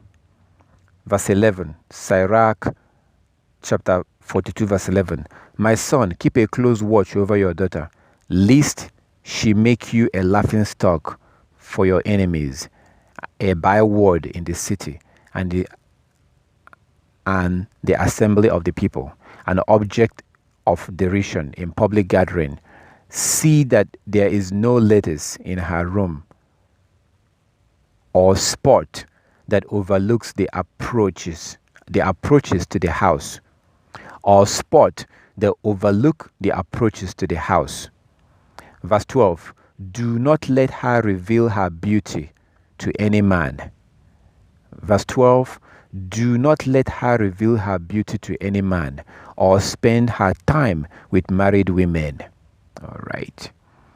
So this part that talked about overlooking, don't let her room, basically it's talking about her window.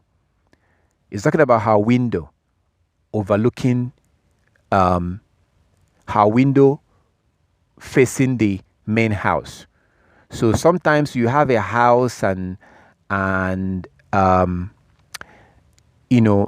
of the rooms in the house is towards the window is towards the front. So this is telling you to not have your daughter's room right in front. Her room should not be or have a window that looks towards the front.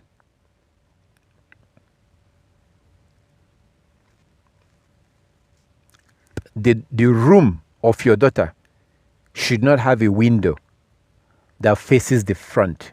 So why is that? Remember what he said before this from verse 9, that a father is worried over his daughter. And it gives you reasons. One of the reasons is that she might become pregnant while she's unmarried and things like that. So let me share this with you real quick. And this is, when I say these things, I try to give you evidence and give you information to add information. It's not enough to just say that this is this. Trust me, I don't like that. I don't believe in that. This is this. Just trust me because I said so. So But at the same time, I don't want to get into this because I know this is a whole different topic that is actually very important to, to present it out there. Because there are people who would like to know these things, and it's not good to have your daughter on social media. Not good.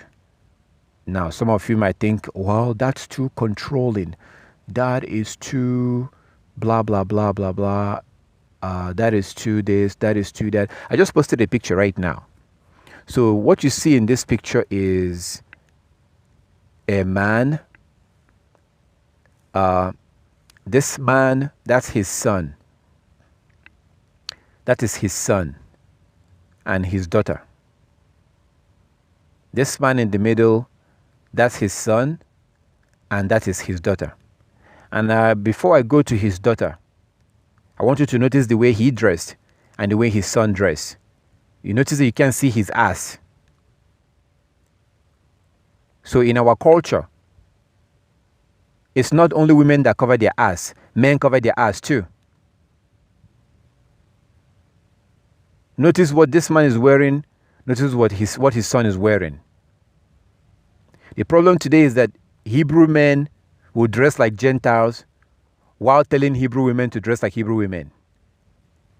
So Hebrew men will dress like Gentiles while telling Hebrew women to stop dressing like Gentiles.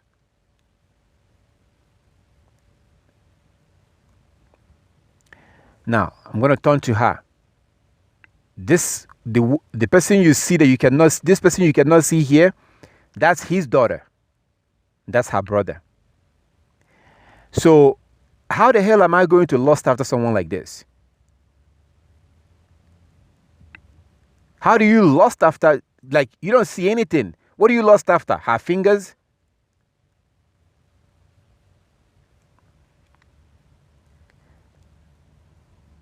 Now, some of you will sit here and think, well, that's Muslims. Brother, that's Muslims. Okay. So tell me, why is it that Jacob lived in a house for 7 years? And when they gave him his wife, he had sex with her and not knowing who he was having sex with? So are you going to also tell me, well, brother, they had no electricity, so they're all like, stumbling around in darkness at night, and they stumble around and stumble out and, really? No, they have lamps. They have lamps. So why is it that Jacob will have sex with a girl not knowing who he was having sex with? Because she was all covered up. Those people you call Muslims, these are your relatives. I got a message few days ago. I got a message few days ago from a Gentile, an European, and he asked me, where is the promised land? I said, Middle East. Because he said, where is the promised land? Some people say America is the promised land. I said, no, Middle East is the promised land. And then I gave him a reason. Again, see, that's the thing. When I say something, I have to prove it to you. I can't just sit here and tell you, this is this, believe me because I said so. I have to prove it to you. So I told him that the Middle East, promised land is in the Middle East. Then I have to give him a reason. I have to give him an evidence. So I explained to him that the Israelites walked from Egypt to the promised land. And Egypt is in North Africa. So they didn't walk from Egypt, which is in North Africa, and they walked all the way to America. No. And he got it. He understood it. So, these people that you call Muslims, or the Arabs, whatever you want to call them, these are your relatives. They are Hebrews too. Do you understand that they're Hebrews? Do you understand that the Arabs are Hebrews too? They're Hebrews. Because they came from Abraham. We are Hebrew Israelites. They are Hebrew Ishmaelites.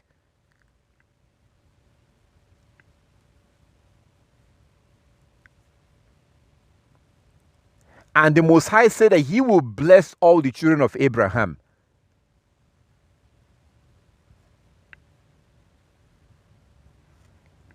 The Most High chose to bless them. And nobody can change that. I am not a Muslim. I have never been a Muslim. And I will never be a Muslim. Why? Because I'm a Hebrew. I'm an Israelite. They are Hebrew Ishmaelite. I'm a Hebrew Israelite. I came from Jacob. They came from Ishmael. And we're related.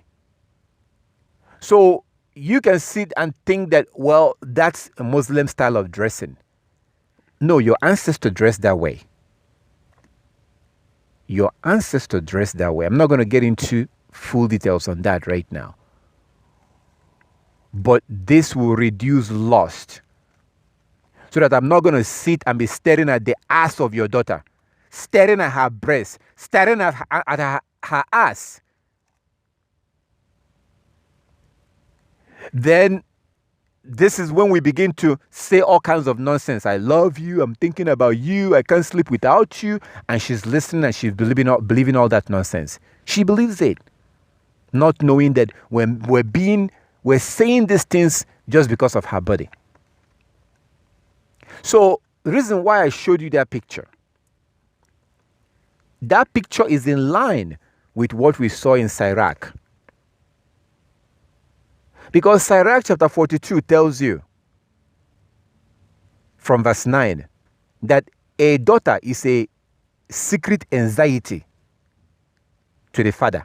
He can't sleep well at night because he is worried that she might get pregnant, she might lose her virginity, she might get pregnant, this might happen, that might happen. So one of the things you do is to make sure, like you see in verse 12, Sirach 42 verse 12. What did he say? Make sure that she doesn't show her beauty to men. What is her beauty? Her body. This is the exact opposite of what we're doing today. Oh my goodness. Oh my God. You know, in situation like this, somebody will say, may Yah help us. I'm not going to say that because he already helped us already. So we are doing the exact opposite of what the scripture says. Don't let her show her beauty to men. We let our daughters and sisters and we let them wear leggings. At the same time, we open our filthy mouth and speak against the Arabs who are actually following the ways of our ancestor much more than we do. Look at the picture I showed you and think of what you read in Sirach. How the hell how can I lust after that woman? I don't even know what she looks like. I have to be sick to lust after someone like that. Can't even see her very well.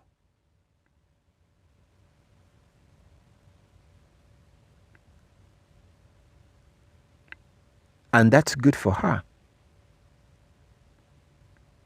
Because Hebrew men today are predators. We are predators. We prey on our sisters. We don't approach them the way we're supposed to. I'm not supposed to approach you to just use you and dump you, use you for sex. But at the same time, you played a part to it. You are the one that allowed me to see your ass that got me interested, to see your breast that got me interested.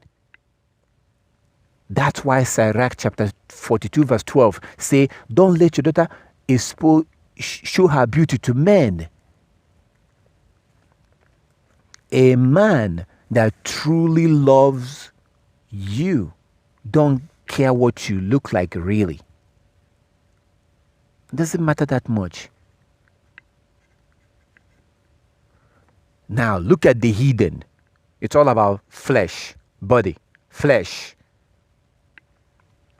You see them divorcing their wives because she got fat.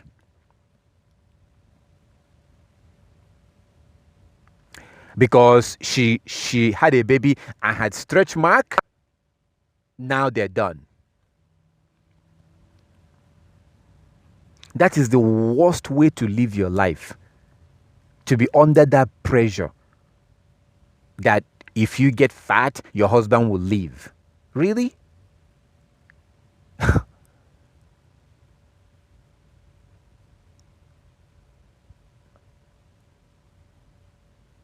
Can that happen in our culture if you're following the scriptures? Of course not.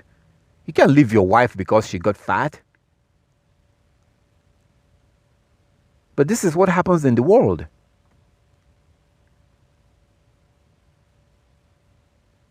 There was some Hebrew Israelite. He doesn't know that he's a Hebrew. It's one of those, people who don't know who they are. And he was talking. He was saying that he stopped having sex with his girlfriend because she added some weight. She added some weight, and he told her that she must lose that weight.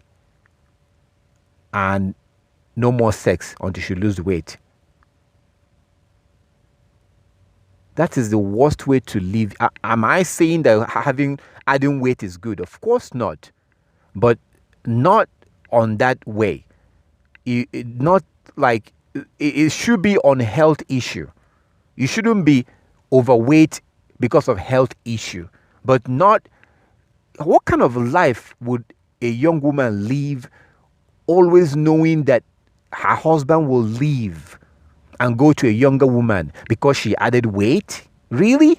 But that is what's happening in the world. This is what happens when you attract a man with your body. You are doomed because eventually your body will change, whether you like it or not. You're going to get older. You're going to add weight. Whether you like it or not, you will add weight. When you attract a man with your body, which is exactly what we're doing today. That's exactly what we're doing. That's why people dress sexy. When you attract a man with your body, when your body changes from being what it used to be when he saw you, he's going to leave. Am I the one that wrote Sirach chapter 42? Anyway, let me get back to that verse 11. Because I said I don't want to get too into details on this particular point. I want to make it a different complete information on its own. The reason why you can't have your daughter on social media is because, like you see in Sirach chapter 42 verse 12, it says don't let her room have a window that overlooks towards the front. Why? Because people are passing from the house. People are coming into the house. People are passing through the front.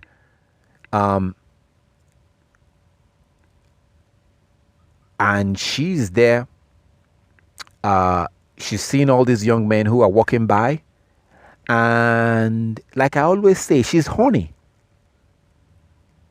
So you can keep fooling yourself and thinking that, oh no, you don't want to think about it. But it's a reality. Once they see their monthly period, they begin to feel horny. They want to have sex. That's the same reason why you lost your virginity the way you did. When you lost your virginity, you did not tell your mom and you did not tell your dad. So what makes you think that your child will be different? So what the scripture was telling you there in Sirach is that if her window is in front, you're going to have all these people passing through the front of the house on the street. And once in a while, she's going to see some boy that she likes. And the boy may not like her, or the boy may pretend as if they like her. Before you know it, she will lose her virginity. And the whole thing will be a disaster. because the person is supposed to come to you and pay her bride price before they can get her. So social media is like that. When you have a young woman who's on social media, I wouldn't even let a boy on social media. Don't even allow your son on social media, like Facebook. What is he doing there for? For what?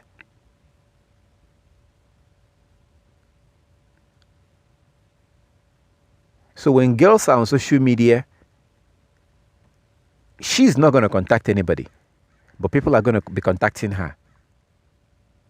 Because random people have access. This is oh man, I'm telling you, this is happening. Random people will be sending her messages on her inbox. Random people. Random men. There's a video I'm going to show you. I'm going to go back and look for that video and get it down, and I will show you that video. And you will understand what I mean. This video was from the FBI. And these FBI agents were able to see, they saw that there was a young girl, about 13 years old, who were sending naked picture of herself to a man on the internet.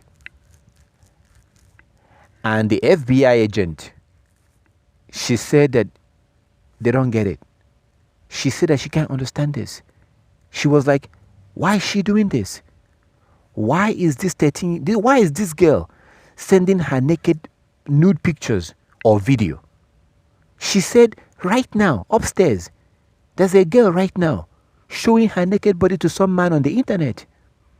And the Gentile FBI agent sat there, and she's like, I don't get it. Why is she doing this? And I'm like, you dumb, stupid woman. You don't know why? She's horny. But you people say that she's 13 or whatever her age is. She can't have a husband according to your law, according to you people. There's nothing wrong with what that girl is doing if she's doing it to the right man. She should be doing that to her husband. She was displaying a natural thing. But because of your stupid Gentile mentality, you think that she's too young to have a husband.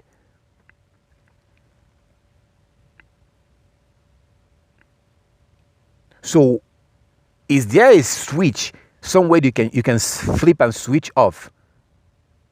So she doesn't have feelings? Of course she has feelings. And they can't understand. How can she have feelings? She's less than 18. I don't get it. How can she have feelings? So wait a minute. So if she's if she's 18 and one day, then it's okay for her to show her naked body to a man on the internet. Really?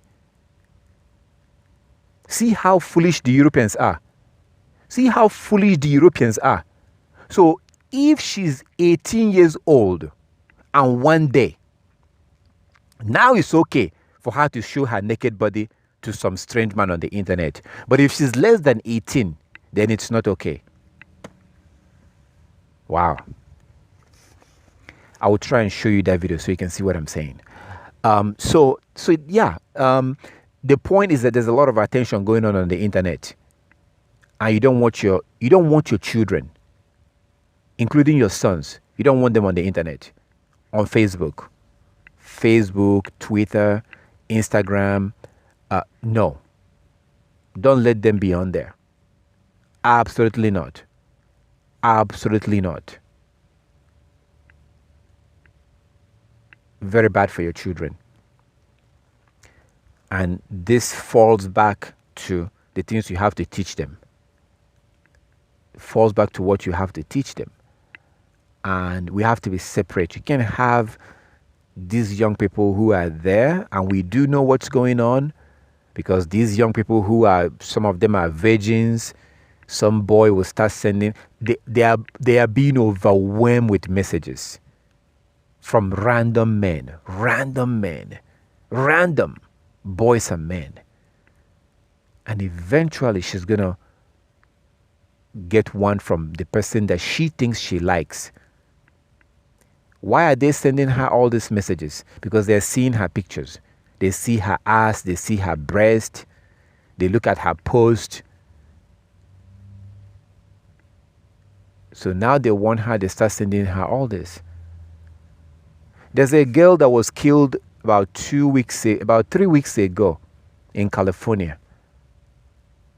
She was killed by a man. They started talking on the internet, and the man drove to go see her. I think he drove the first time, they met, then he drove back to where he went from. Then when he went second time, I think she was 13 years old or something. I'm going to look for the story and I will share that with you too. Then he went the second time. Nobody knows what happened, but they believe, the police or something believed that he wanted to have sex with her. She refused and he killed her. He killed her and burned her body and left. The way they were able to see him was that they saw, they began to look into cameras and they saw a truck. They began to look into the license plate and was able to see this man and arrested him. So this happened recently. And they met online.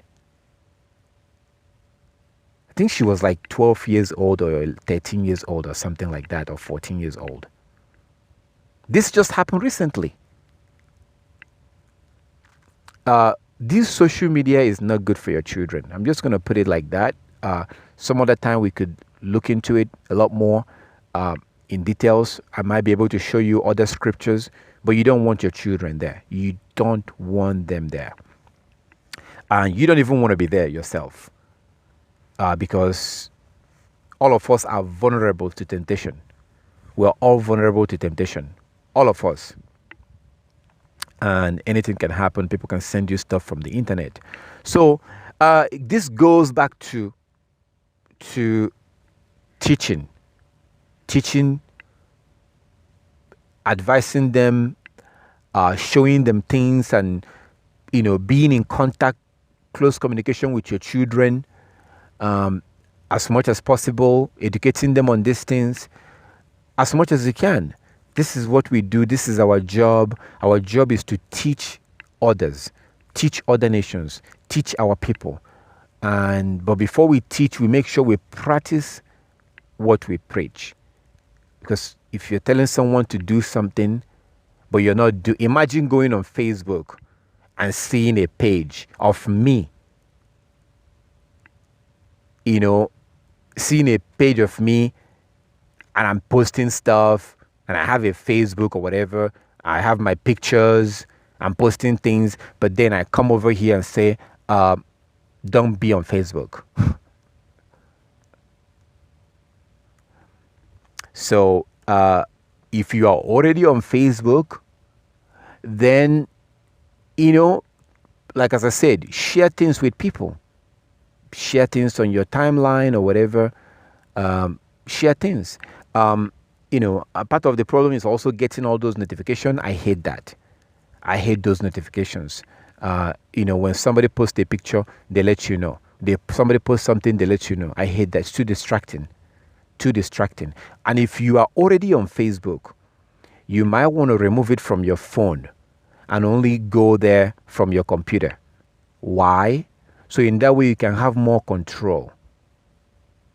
Because if it's on your phone, you are always going there. Always. And it's too distracting. You want to minimize the kind of distraction that you have. So that's that on for social media, especially Facebook. WhatsApp is a little bit different. Why? Because it doesn't have to do with pictures. The one that have to do with pictures, that's a little bit too much. Instagram, Facebook, Twitter, and all that. WhatsApp is a little bit different. Um, Skype is different because you have absolute control who is your friend. You have absolute control who sees your stuff. So um, and there's not much on Skype. So Skype is not really a social media like that. Different. Almost the same thing with WhatsApp. So yeah, that's the thing. These social medias are not really healthy like that. And you don't want to let your children get on there. You don't want to do that. It's like having your daughter having her room in front of their house with the window open wide open, while at the same time you have anxiety that she might misbehave biblically. So all praises to our Heavenly Father. So this goes back to the issue of teaching and everything. And I thank you for opening our eyes. I really wish and pray that every one of us will remember the commandment in the book of Deuteronomy chapter 20, Deuteronomy chapter 10, Deuteronomy chapter 10, verse 12 and 13. Deuteronomy 10, 12 and 13 say that we are to serve the Most High. We're supposed to keep the commandment, fear Him, keep the commandment, and also serve Him. In Matthew 28 from verse 19, our Savior told us to go into the world and teach other nations. So we're definitely required to teach other nations. But before we teach, we make sure that we're practicing what we're teaching. I thank our Heavenly Father for opening our eyes, for teaching us these things and blessing us with this information, because if we practice them, they do bring peace. They do bring, they remove stress, all the stress that we could go through or we may go through as a result of not doing these things. Those stress will be eliminated. So I thank the Most High for opening our eyes. I thank the Most High for teaching us and for everything. I give the Most High all the glory and all the honor, and I pray that the Most High will give you zeal.